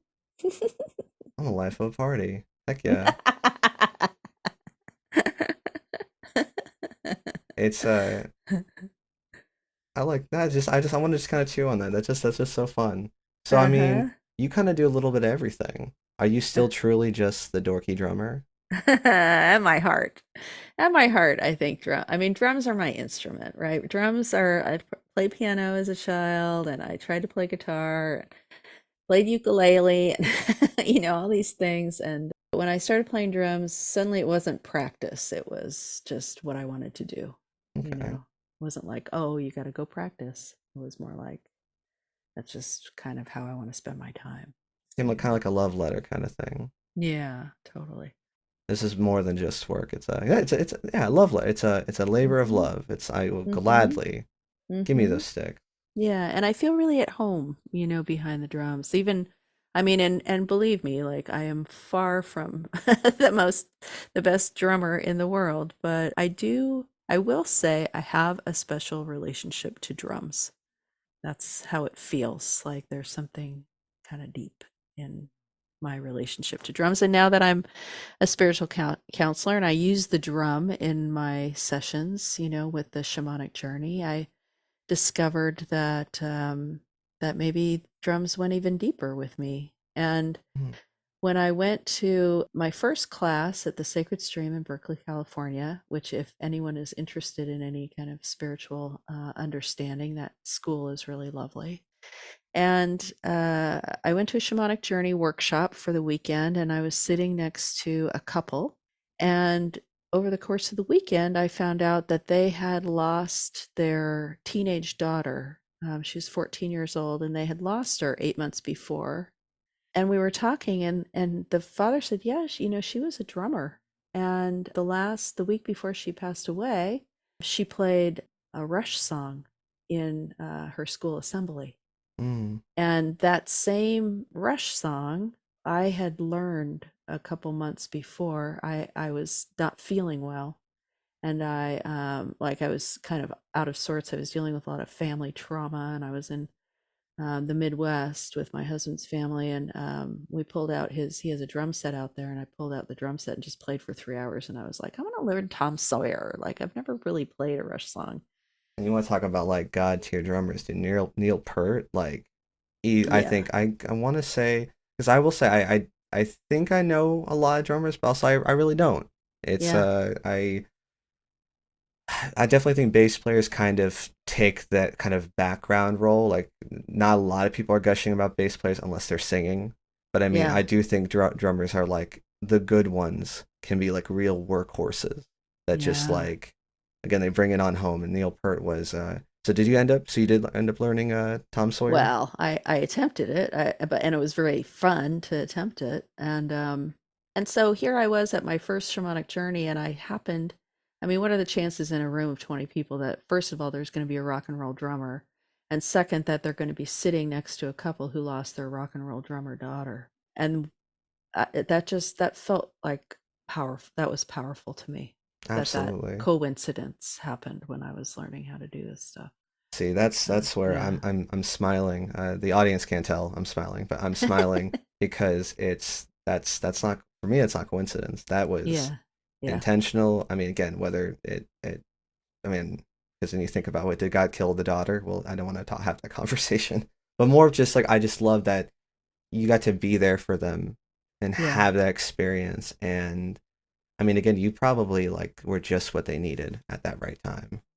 Well, they definitely, their presence, what it did for me was it solidified that I had, that drums were bringing me yet again to some place that was going to be really important to me. So I think that was really the big message for me in that. So yeah, Okay. Well, I yeah. kind of talked about very briefly. If unless you want to talk more about your book, which we can totally come back to as well. I think we covered it. Which I don't know. I definitely think, and I hope we don't lose contact, or I hope that we can may have more fun, spiritual, and in-depth discussions. Because Oh yeah. you're a blast. You're great.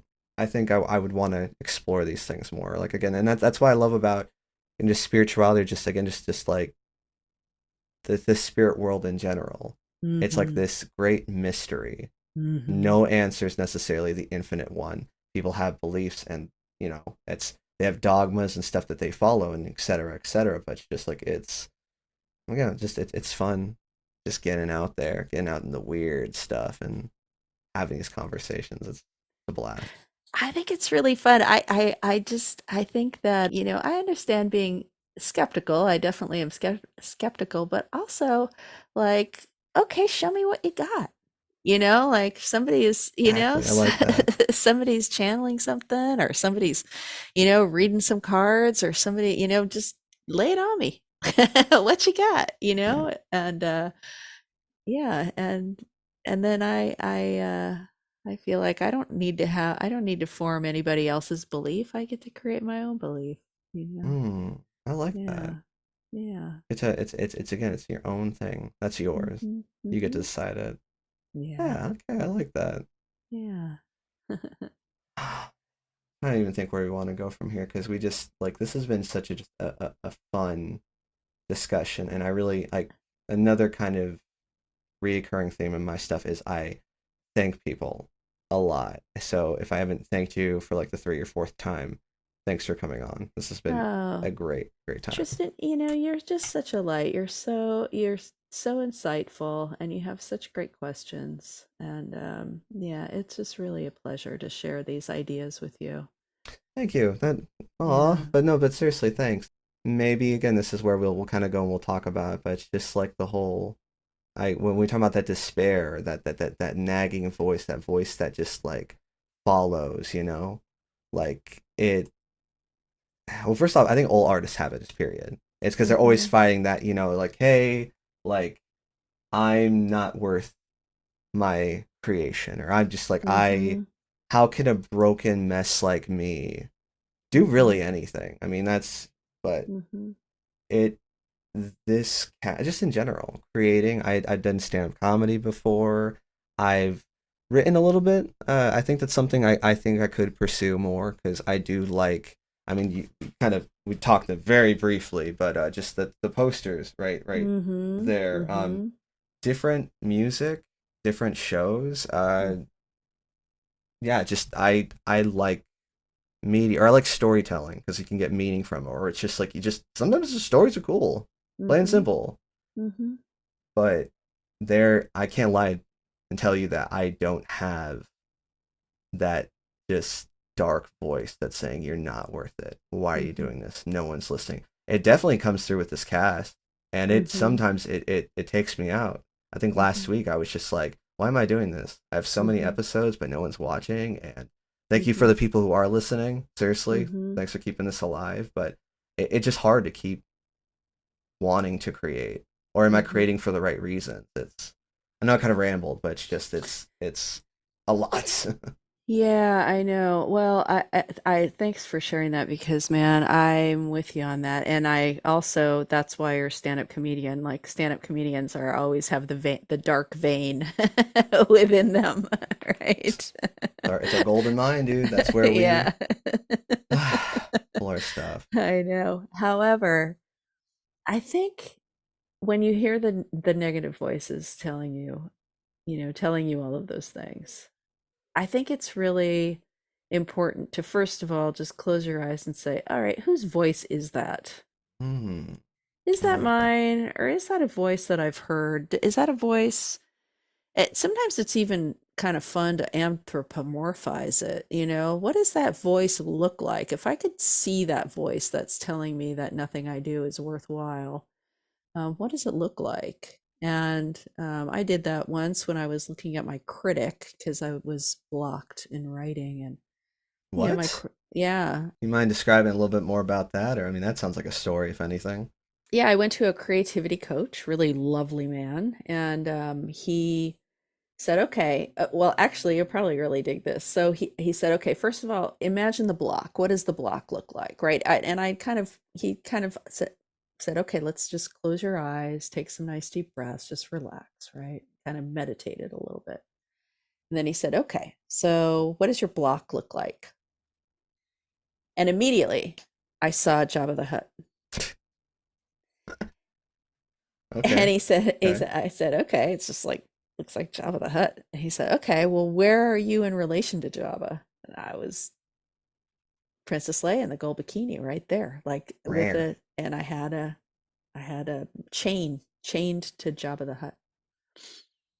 And he said, he said, okay, well, and then we did this thing like how I could get away from Jabba, how I could get around him, and I couldn't get Or around him use or that whatever. chain to Right. strangle him, to Yeah. silence that voice forever. Right, right. But I can't quite remember how that one played out. But then he said, okay, in doing this, I said, well, I'm hearing, I'm hearing that, I'm not good, that I shouldn't do it anyway. Right. And he said, Mm. okay, that's the critic. So where is the critic? Right. And immediately I saw this woman. She was wearing a gray suit, her gray hair. She had her hair up in a bun. She didn't look like anybody I'd ever met, right? Mm. But she was very judgmental.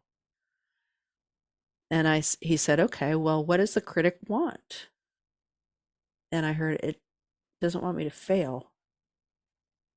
And he said, okay, is there anything that you could tell the critic that would alleviate her worry that you're going to fail?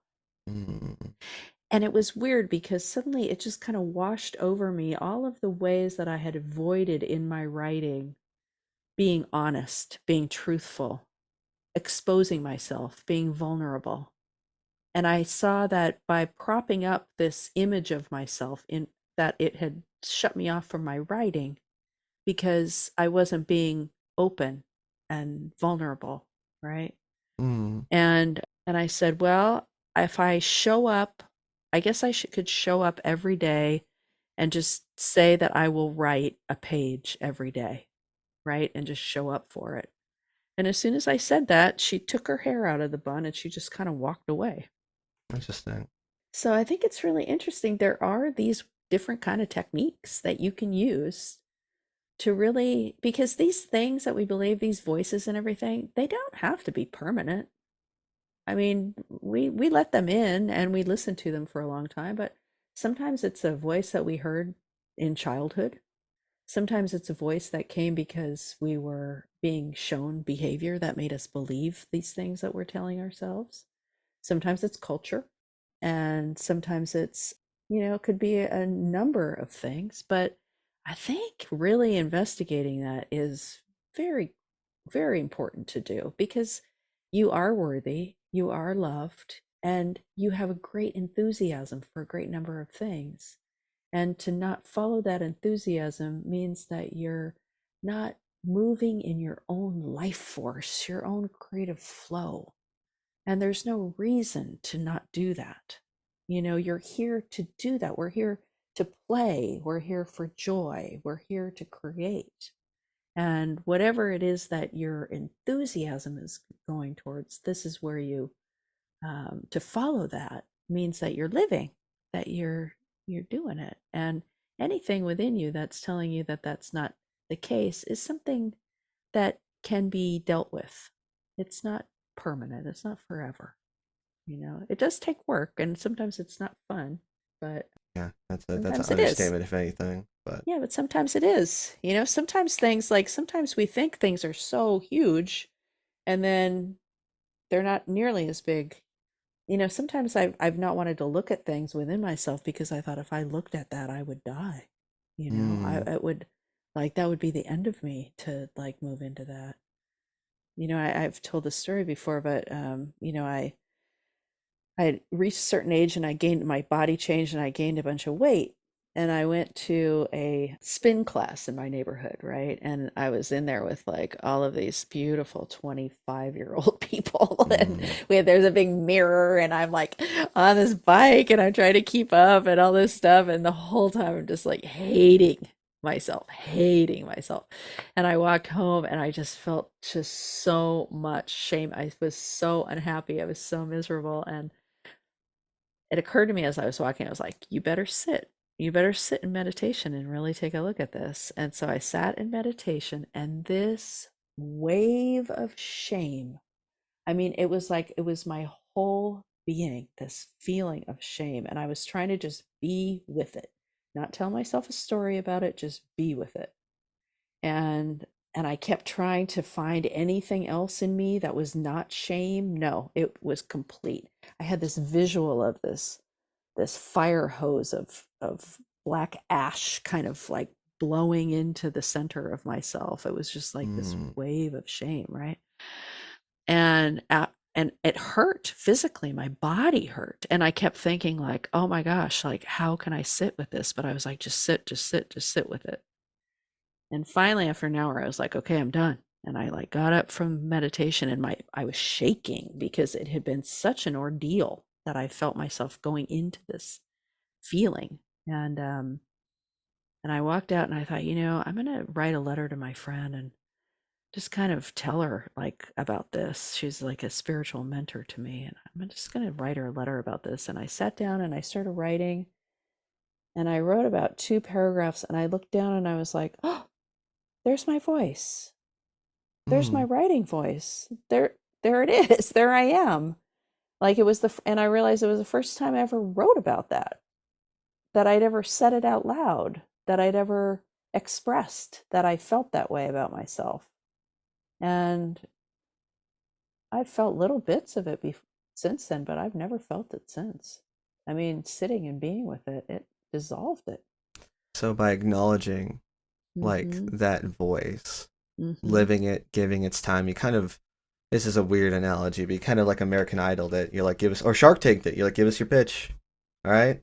And by you listening to it, I mean, were you strong enough to be like, this is not me? Or it's like, okay, some of these may be true. And then you found like a way to kind of get over it? Or how did you? Because I feel like by letting that in, the opposite would happen. It would stay Mm-hmm. there, it would get stronger because now Well, you're giving it y- power.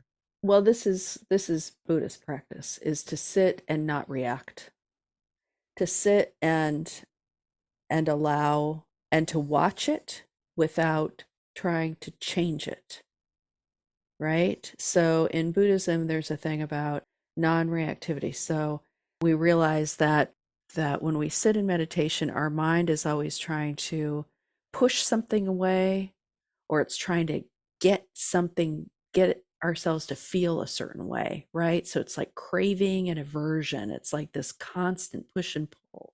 And we can see that like we're always looking for the future, or we're thinking about the past. It's like we're going in and out of time, and we're never right here. That's what mindfulness is, right? Just be right here, Like that.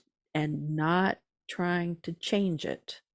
And so there are specific practices. The practice that I've done for 30 years is called a Vipassana practice, where I'm looking at sensations on the body, right? So I'll come to I'll put my mind at the top of my head, and I'll just move all the way down my body, just observing what's present. If I have an itch on my cheek, I'm not trying to itch myself. I'm not trying to change it. I'm just observing it. Mm, And next time I come back to my cheek, maybe it's there, maybe it's not. And it creates a distance in our mind to be able to observe without reacting. And so when I was sitting with that big feeling, that's what I was doing. I could see little stories come up, but I was not reacting to those. I wasn't following those along. I was just being with what was. So that interesting. was the experience. Yeah. Because that, I think, is something I should potentially do, or at least like some, because I'm looking for like just kind of silences or silencers to those Mm-hmm. voices of just Well, I don't know, and you know what? You didn't ask for therapy. You didn't ask me for me to trauma dump on you, but I'm gonna tell you how I feel, or at least kind of where I'm at, like Mm-hmm. mentally or emotionally. It's I work for a federal job. Most people who listen and know me know what it is. It Mm-hmm. rhymes with IRS. I'm a blessing at the job because I'm patient and Mm-hmm. kind to the people that call. And they say Mm-hmm. that's refreshing, which is Mm-hmm. very sad to think. Like that's what I just my common courtesies are. I always feel bad when I call the IRS. I feel like those people must get dumped on all day long. And a little side thing to the story I'm going to say. Mm-hmm. It's really how you approach life. Mm-hmm. I used to say I've been there 3 years. Mm-hmm. Definitely think it's the longest job I've ever had as far as like consecutively. Mm-hmm. But I used to say I could count on one hand all the people that stayed rude to me. Mm-hmm. Mm-hmm. I take thousands of calls Mm. in weeks, so it's probably gone to like seven. But to have that number, Mm-hmm. it's not an accident. You're right. Those people do have it rough Mm-hmm. if they're not being empathetic or they're not at least acknowledging some of the pain people are going through or legitimately want to help. They're like, oh, you're just an obstacle. I'm trying to get off the phone. Mm-hmm. It's because I get a lot of people. They're like, bro, thank you. They'll start mad. Oh, they'll start huffing and puffing. You Mm-hmm. guys have my money, sir. This is the first time I'm speaking with you, but let's figure something out, and then maybe we can help you get that. And the Uh-huh. moment they say I'm on their side, oh, dude, the claws come back. They're purring in Yeah. my lap, and they're like, Yeah. "You were just so nice, Mr. Allen." Just so That's awesome. trying to figure out how to handle this job that's just emotionally killing me. It's fine, it's boring. I'm working on the perspective because that's the main thing. I'm like, okay, hey, I don't know if I can just leave this job because it's taking care of me and my family. Yeah. And I think if I can approach it with the I'm helping people, I'm Yeah. doing great things, like I'm providing a good service that people need that's Yeah. not provided. That's what I'm trying to lean on. But at the same time, like it's been very hard to do the cast this week. I Yeah. have a lot of work to do, a lot of editing, and that voice that's just like my Java. And it's funny you mentioned it was Java, because for me, that voice is a very much fatter, uglier, pimply, just basically, I think the negative view of myself. Yeah. That's the person. That's I don't think that person's me, but that person really likes to talk and tell me how I ain't shit. Yeah. And trying to figure out like how on some days I just don't have the strength to fight him. I Yeah. sometimes just sit in the disparity and I want to get more victories. I'm getting those occasionally, but it's been hard this week. Very Yeah. difficult. I'm sorry to hear that. Thanks for letting me share. Well, first of all, I think you give yourself a break. You taking No, a you don't you're know me. I'm a slacker. I need to stop sitting around. I think. Okay, whose voice is that? I will also say I think I'm also lazy. I don't want to say lazy because that has such a negative connotation, but it's like make I think you're right. I need to give myself a break as far as like I am very hard on myself, and because I'm hard on myself, I can't enjoy things. Or I Uh, can't I'll still do them. I'm gonna enjoy it, but like it's like this again cloud that follows me. It's like, bro, you know you could have gotten all this stuff done if you just did that instead. uh-huh. Uh-huh. So I don't know what voice that is. For me, I want to say it's mine, but it's probably that fat monster I just described. Yeah, yeah. Yeah, I mean, I have a lot of thoughts. I think that you're really, really good at identifying this stuff. And when you realize that, like being able to identify it is really a big step in being able to understand it Mm, and to realize that you're not it. You're not it. It's just a part. It's just something that comes in. It's not you, you know? It's something that you've come to believe is you, but it's really not you, and you don't have to listen. And, I have, some people say, like, there are a couple things you can do. You can, if it's a big pimply thing, like maybe it has a really high squeaky voice, maybe Mm. it's just kind of silly. Or maybe you spend some time imagining who it is it's talking to. What aspect of you does it talk to? And maybe connecting with that part of yourself is the part of yourself that might be connected to that piece that you thought might be lost. I think it's called, and maybe it's discernment, but I've also been getting in my faith a lot more, and Mm-hmm. that has just been a very fun experience because I've kind of always known God. It was a shout out to the Budricks. I doubt they're listening, but they were our neighbors. They had a pool. We shared a fence. They're like, "Hey, want to come swim?" That's how they got us. Is they knew how to. They're like, "Oh, it's gonna be hot this summer. Come on through." And have you heard about Jesus? No, but it was such a looking back, it was such a good experience for me because I was able to deal with a lot of very difficult stuff in my. I'm still working through it. I'm Yeah, not squeaky clean. I'm not like, oh, I haven't been healed that everyone else mentioned, but I'm working toward it. yeah, But just kind of, I've never got this in depth before, and I want to be realistic with myself, but I don't want to give myself too much grace for not pursuing it enough because I'm saying all this to tell you all the stuff I just said, that all that the brilliant realizations, I think I'm realizing it now, or it's like God gave me those words to say. And mm-hmm. what's most likely going to happen is I'm going to edit it and I'm gonna be like, why am I not listening to myself? Why am Mm-hmm. I not? I think I can voice who that ugly voice is talking to. I think the ugly voice is scared Mm-hmm. and doesn't think that it deserves that love or Mm-hmm. that creativity or that's not meant to have that. And oh my god, I think I'm gonna cry. It's weird. I'm not all this stuff that I'm saying. I didn't think of this. I'm just like it's coming from somewhere. But I think I need to show it that you are worthy of this, Mm-hmm.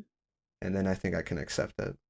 Mm-hmm. Or I need to keep doing this to show them like, hey, you've always deserved this, Mm-hmm. and that's why I'm doing it. Oh man, where did this come from? Oh my god, no! Oh wow.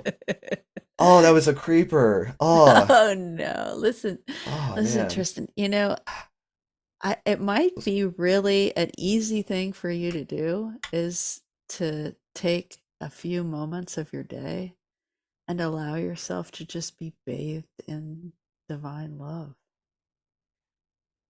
I mean, just really, I mean, when you say, accepting, I hear people say accepting Jesus, accepting God, these things into our heart, but what about accepting that unconditional love? You know, bathing in it. Like this element, this like this primal thing. It's like just again, just love in general. Like I deserve that, and And feel it. yeah, Like, let go of the words. Just feel it coming to you. Just let yourself feel it coming to you. It's present always. It's always here. thank you. That's Yeah. Yeah. I think it's consciously and subconsciously, but I think half the reason I'm doing this cast is besides meeting interesting people, is Hmm. we're working through a lot of issues. It's great. Good. It's That's lovely. good. It's That's what life is, right? I'm gonna send you an audiobook of this Irish mystic named Lorna Byrne. okay. And I think yeah, I'd like to check that out. That I think you should, yeah, I sounds think you fun. should listen to her book way before you listen to mine. It's a beautiful book. I'm gonna send you that. Thank you.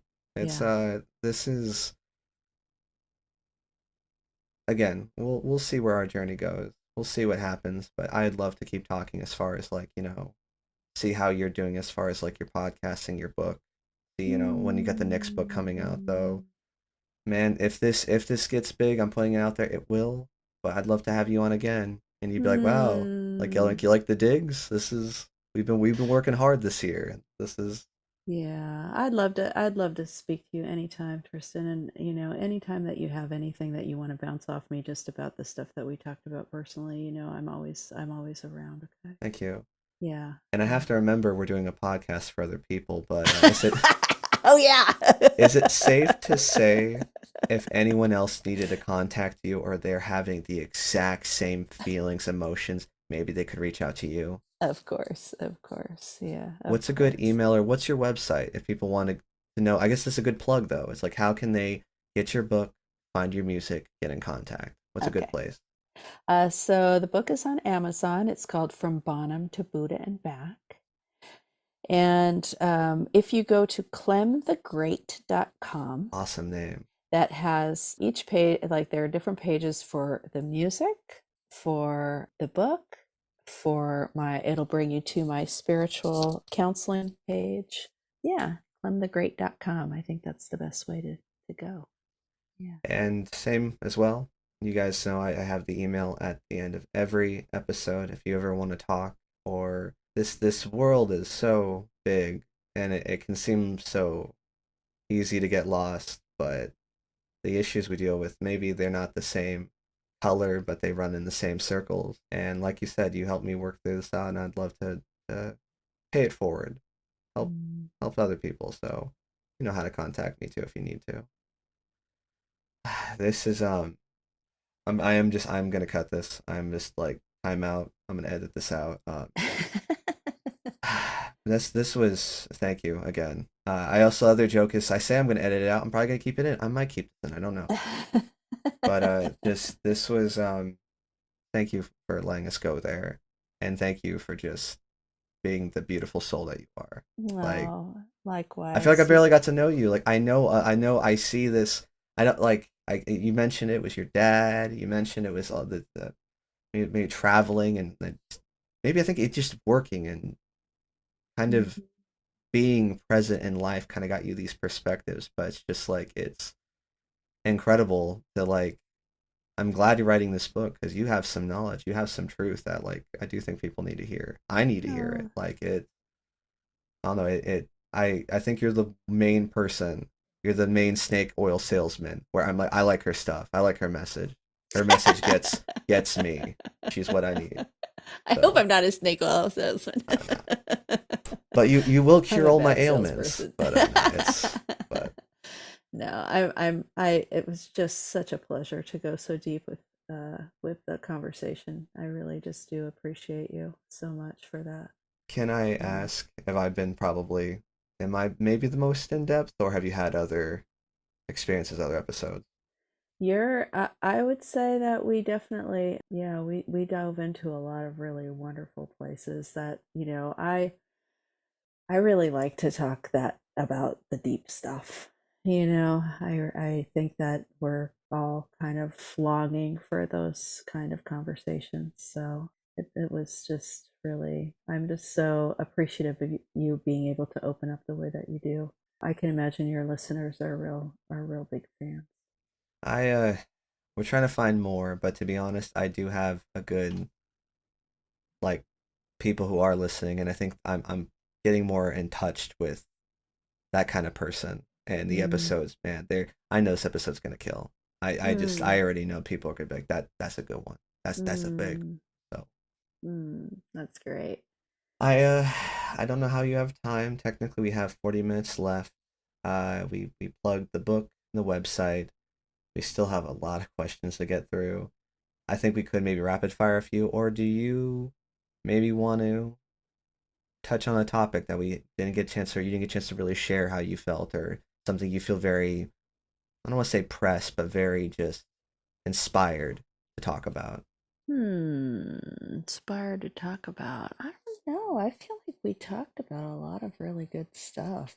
I said, let's go with the questions then. There are a lot of Yeah. stuff I want to pick your brain on. Like, Okay, we'll good. start with, well, I was gonna say an easy one, but this is top.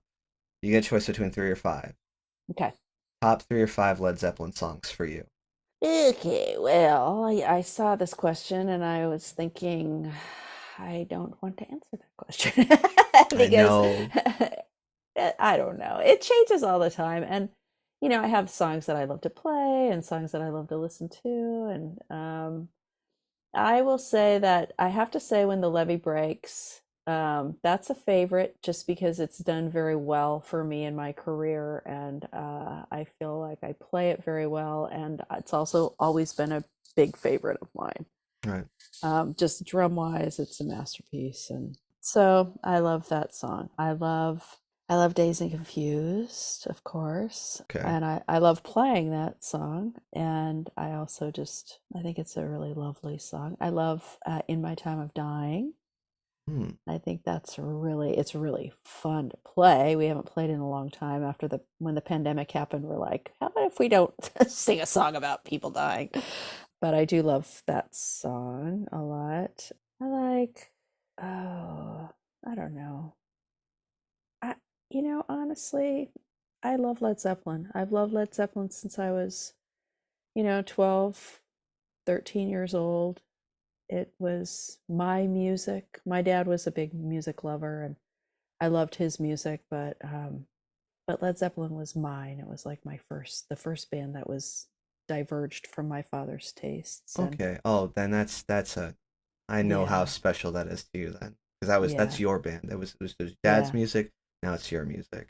yeah. And then when I started playing drums, I I thought there's no way I will ever be able to play John Bonham's parts. I mean, and then I was playing in another band, and we had this bass player who played in like for years and years in bands, and he said, I have to tell you that of like all the drummers I've ever played with, you have the most Bonham sensibility that I've ever played A with, even though I'd only been playing for a couple of years. And not that I played like Bonham, but just that I had like some kind of sense of about me. And I think it's just because it was my favorite band for a really long time, and it just kind of seeped into me. And I was a Zeppelin lover for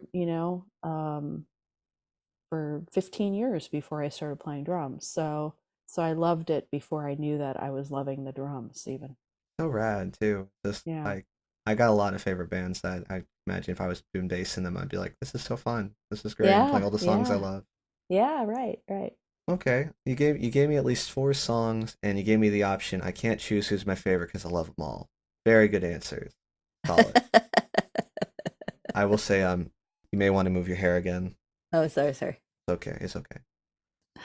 I think this is a fun, and by Hmm. fun it means it's not fun because now you have to make some hard decisions. Top five drummers. What you got? And actually, I think no, you have to rank this one. Who's the best? Who's the worst? And even the worst is still pretty good. He made the cut. So Well, I'm gonna weenie out on this one a little bit because are you talking rock drummers? Or are you talking drummers? Because I saw on your thing you had the what is it, what's that mountain? Mount Rushmore of drummers. Mount Rushmore of drummers. That's essentially kind of what I'm getting into. Yeah, the Mount Rushmore of drummers, right? And when I was thinking about it, I was like, well, honestly, now, what I think I would probably say is there would be an African drummer, there would be Mm. a Cuban drummer, there would be a female drummer with a frame drum, since that was the first drumming ever for 80,000 years. There was women playing drums, frame drum, and John Bonham. I like that answer. That's the best answer. That's what it's. See, and that's why I love this cast is that you ask someone a question and you think like they'll answer it one way and you get a completely different answer. And I like that because Yeah. you're honoring those different kind of cultures. Like again, it's the same interest. In, I was gonna say I'm gonna say instrument, but I was trying to say interesting, so it was interestment or something. I like But it. it's every culture, like same drum, but different ways of playing it. Means Yeah. different things. It's Yeah. big stuff, big brain stuff you got there. And if you even think about it, it's so cool that you. I'm not sure if I said this before in the cast, but you kind of got drawn to this thing. It's also a very spiritual instrument. I mean, you think about all the times that like people are using it in ceremonies or It's the just like again. first. Yeah. There's a wonderful book by Lane Redmond called When the Drummers Were Women. Or no. Yeah, When the Drummers Were Women. Ooh, And she followed the frame drum. There's the frame drum. She followed the history of the frame drum, she went back to 80, I think 80,000 years. It's a part of the first artwork, and it was used in ceremony, used for trance, used in shamanic work, used in spiritual work, used when women were giving birth. They played the drums. And, the women were the spiritual leaders for a really, really long time until things changed about, 2,500, 3,000 years ago. yeah, When then the drum was outlawed for women to play. really. Fuck, Female spirituality and drums is really a big thing. And I learned quite a bit in the book about that, which was really enlightening. And it's important for humanity. It's like it is a spiritual instrument. It's like it's language. It was the first language, I'm sure, was us hitting a rock on something going, hey, that sounds pretty cool. Slow it yeah. down or speed it up. Yeah. Okay. Again, I think great answers. Mm. And we still talked about Rush because I think again mine would be Neil Yeah. Peart most Okay, definitely. so rock and roll drummers. Yeah. So I was thinking about rock and roll. So, okay, so Bonham, of course, Neil Peart, of course. I really loved Mitch Mitchell, Jimi Hendrix's drummer. I really thought that he had that great military style to him. Charlie Watts is a dear, dear love of mine. Levon Helm from the band was a real big influence on me. Hmm. And then there are the jazz drummers, Elvin Jones. I mean, come on, amazing. Yeah, yeah. And the prog rockers, I would say Dave Lombardo from Slayer was seminal. Created a kind of drumming, spectacular. I love Dale Crover from the Melvins, was probably my biggest influence of living drummer. Punk rock. You got Yeah. mad punk rock energy. I was like, it's sitting there. It's like there's all this like love and peace and tranquility. I know like there's some fucking angry like just like fighter underneath there. I'm like, yeah, there it is. All great choices. I'm glad you chose some at least like. I'm glad you went to metal because there's Uh-huh. two little side stories. I know not people like his comedy because he's kind of controversial. He kind of says like crazy stuff. Bill Burr. I love Bill Burr. I Okay, think he's hysterical. Yeah. well, yeah. Apparently, he was on like Howie Mandel. Like he's. I have like a list of people that I'm like, if I can get them, my life will be complete. He's on there Uh-huh. because I have things I want to tell them specifically. And I would tell Bill. He was on this Howie Mandel podcast, or he was just talking with him, and was trying to describe what this lead drum or the drummer for Meshuggah. Uh-huh. I think that's what the band is.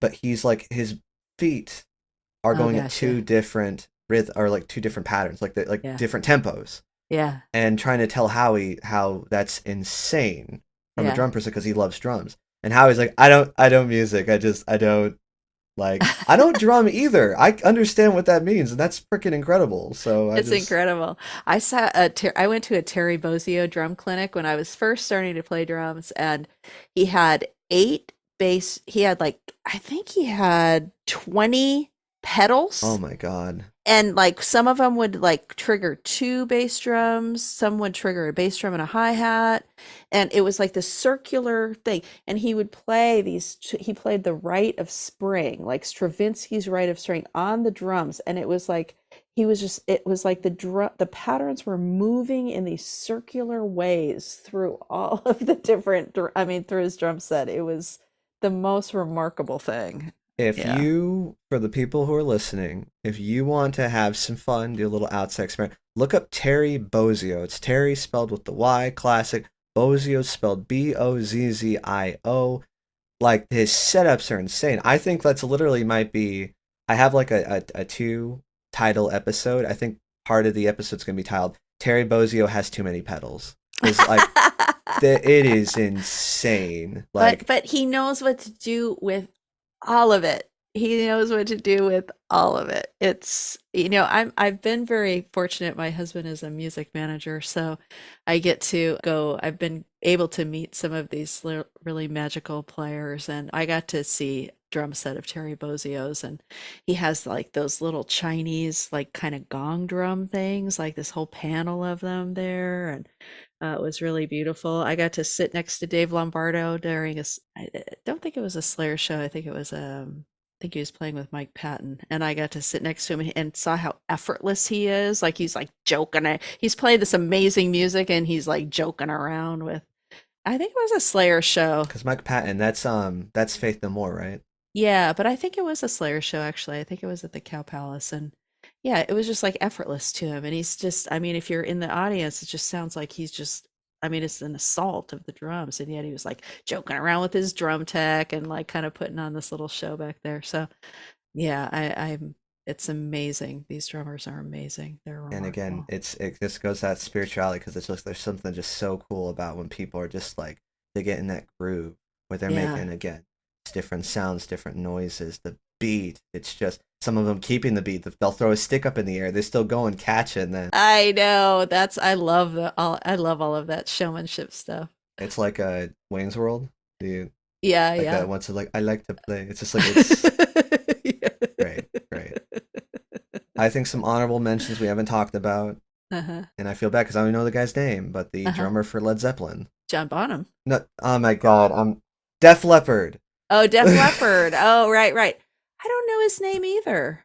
Yeah, but because I remember my mom, bless her heart, she's like a woman-sized Snapple bottle full of facts that you didn't ask, and you're like, oh, but she just made very clear. It's like, did you know the drummer in Uh-huh. Def Leppard lost his arm in an accident, He and they did. didn't tour with him until he learned how to play one-handed, and the boy still plays one-handed. Yep. He's very good at it. Yeah, that's amazing. Yeah, that's remarkable. But what's your thoughts on Travis Barker? I think he's a great drummer. Like, but I would Yeah. you because I always kind of can you explain the hype? Like, I get like I mean he's good. I think I guess I don't really because we talk about all the big names he dropped, but his name also gets thrown around a lot for drumming. Can you maybe explain why he's considered top tier? I don't I can't because I don't really listen to the music. I haven't dived in. Yeah. Maybe that's some homework we need to do. Dive into some Blink 182, some Aquabats, that more punk stuff, but fun stuff. Mm-hmm. Mm-hmm. Mm-hmm. And Tommy Lee Jones, I know he does. Was he the first person to do the whole like Tommy Lee. rotating drums? Yeah, oh Yeah. yeah, Tommy Lee is the master of the showmanship. The rotating drum kit. I mean, come on, that's just so cool. And being hanged and still distal, like it's insane. I It's know, crazy. I know. It's really neat. What an excess. I guess a little Yeah. side question because we're just all these questions here. Have Yeah. you seen Whiplash? Yeah. Uh-huh. What are your Uh-huh. thoughts? And is that a good representation as far as like I feel like personally it's a good representation of like the desire and the kind of oxymoron that is perfection. Yeah. Yeah. I think you're gonna I think I can't really remember the movie honestly, but I think you're gonna go down a painful road if you're thinking perfection. I mean, it's just perfection. There's no such thing, really. There, There's just no such thing. And if you're not fueled by joy, then it's gonna burn out and you're gonna suffer. Yeah. Yeah. If because that means that you're following a lot of shoulds. It should look this way. It should be this. mm, It should and gosh, when you do that to yourself, you're just robbing yourself of the real being able to just do things out of joy. yeah, like the expectation where it's like again when it doesn't meet it, when like again it should be these things. It's Mhm. almost like it's insulting because when it's not, you're like, then why am I doing it? If it's not Mhm. these things, Mhm. And then then those things are somebody else's usually. There's somebody yeah, else's idea about what it should be, you know? there you It's go. not your Wow, idea. that's And you get to make the rules. It's your life. You get to make the rules. Yeah. if anyone needs a reminder, but F and A, absolutely, seriously, it is Yeah. your life. You make the rules. Yeah. You You make the decide. rules. You Yeah. decide the price of gas. And Well, you can decide to drive or not. there you go. There you go. Oh man, it's okay. Those are man great answers. Some fun questions. I'm thinking, do we have any like more like last minute stuff? You know, we talked about drummer qualities. Talked a little bit about how cool Cold Snap was. Okay, we got two. Got Okay. two questions, and the last one is what you'll end on, and then we'll probably cut the episode. But Okay. what's a an all female tribute band that could exist, but it's like you would want to definitely see that you think they would be a good like oh they would kill these songs. There are a lot of tribute bands out there, but I kind of always wanted to be in a James Gang tribute band. I think that would be really great. James Gang. I don't know if I know this. Yeah, Joe Walsh, James Okay. Gang. Yeah, you know the Funk 49 song. Yeah. Okay. That Hmm. okay. Hmm. That I would think be that fun. just I've the drum wise, it would be real yeah. fun to play those drums. And lately I've been thinking I'm not really I don't never really listen to jam bands, but I would love to be a jam band drummer because you get to just play for like hours and hours and hours and sometimes like you know the Dead had two drummers like to play double drums Shoot. would be so much fun. Like to me that would just be a dream to be able to be. And I was like, is there an all female jam band? Like I don't even know.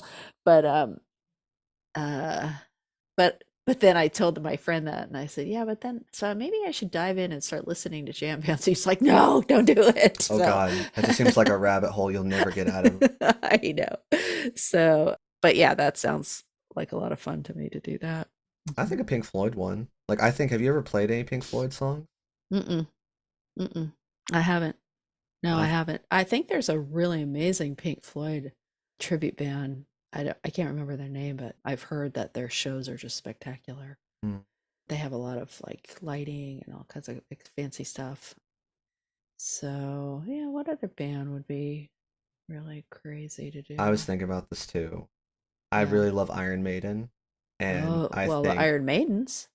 so. There is one. Okay, well, Iron Maidens. Oh, yeah, they're one there you of go. the longest running female tributes, and that drummer, she's amazing. She is such a good, and you know, their guitarist was is playing with just left the Iron Maidens to play with School's Out for Summer. What's Alice Cooper, Alice Cooper, I think. Wicked. Yeah, Courtney Cox, right? Is that her name, or am I missing somebody else? I It's don't know. yeah. I'm I will say Yeah, they I'm all bad. look like babes, so that's awesome. That's They're amazing, and they have Eddie who comes out too. oh, but is it like a does it look like a female Eddie or is it just like a like I think it's a regular Eddie. that's Yeah, still that's so freaking cool, man. I That's know. No, they're wonderful. Like if you ever get a chance to see the Iron Maidens, you must go. You must go. plot Yeah. twist. This has all been just again conspiracy of trying to find new music. That's all the tears and the beautiful self realizations all a front just was just for this one question. Just to lead you to the Iron Maidens. Exactly. Well, then I've done my job. You killed that. I well, okay. I think we answered quite a good amount. I think we can finally end on the final one about the where are you? No good. You got as much time as you want. This is your story.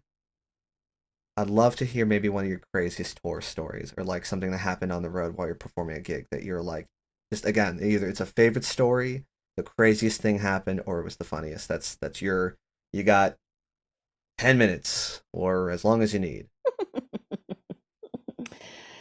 Oh gosh, people ask this a lot, and I always am such a because the real crazy stories are things that I would not repeat. You're like, I gotta, can you edit this out? Can we just like, Let's see. There is a funny story about we were playing. I can't remember even where we were playing. This was quite some time ago. And suddenly on stage, there was this man, and he looked like he looked kind of like he was like an attorney or something, like a business, not even an attorney, but like a businessman. He had like kind of a ruffled dress pants on and a suit and a kind of loosened tie, and and he was maybe, in his 50s, and suddenly there was that man that was on stage, and he had his arms outstretched and his lips puckered up, and he was walking toward Gretchen, our Okay. guitarist. He's just like, come here. And he's just kind of walking. And Gretchen said she looked over at him and she was startled to see somebody coming across the stage at her. And then she saw that he had his lips all puckered up. And she had this thought like, oh no, like I'm going to embarrass this man on the stage. And she had to duck, and somebody tackled him and got him off stage. So that was kind of it was funny, but kind of ridiculous. So there's one kind of goofy thing that happened. Okay. Someone tried to casually assault the lead singer, but didn't. Hey, there we go. There we go. I know, but it was I guess he kind of had to be there because you kind of have to get the picture of like. Well, no, it was just also fun. He probably was seems. so nice. He was just like, in his mind, so he's like, yeah, well, just hey, because if anything, I need to go to there. I'll give it up to him that he's just had the courage to just do something like, hey, if I just get one kiss, changes everything. Like, so silly. It's like he looked like he was going to do her taxes, like do her bookkeeping, or he was. Which makes sense because like that I can totally. It's always the boring, quiet ones that are like attracted to like the rock and roll chicks. So it's just like, yeah, dude, she's badass. Like I need that. Like she'll liven up my taxes. Well, I guess so. Well, and it's funny you mentioned that though, because in a way that was kind of like the kiss of death to this conversation, because we are wrapping up though. We're kind of ending this thing here. Said it once, said it 7 times. This has been an amazing experience. I don't know when this episode's coming out. Might be past October. I don't know. That's fine. But this is, and I'm saying this to the future Tristan, who's gonna be like, okay, please stop while I'm editing this, but remember what was said here. Aww. And remember, you and everyone listening deserves that universal love. Period. And if there's someone saying that you shouldn't, they're a liar, or you need to confront that voice and see who's really pulling the strings on that, because that's not true. So, very well said. Everyone, I've been Tristan. This has been I'm calling her my friend because she's freaking awesome. This is my very good friend Clementine. And this has been another ordinary person with an extraordinary story. Thank you, and rock on. Can we say rock on? Rock on, yes. Rock on. Rock rock on. on. Rock on. Rock on. Yes, hello, rock on. And done. There it is. And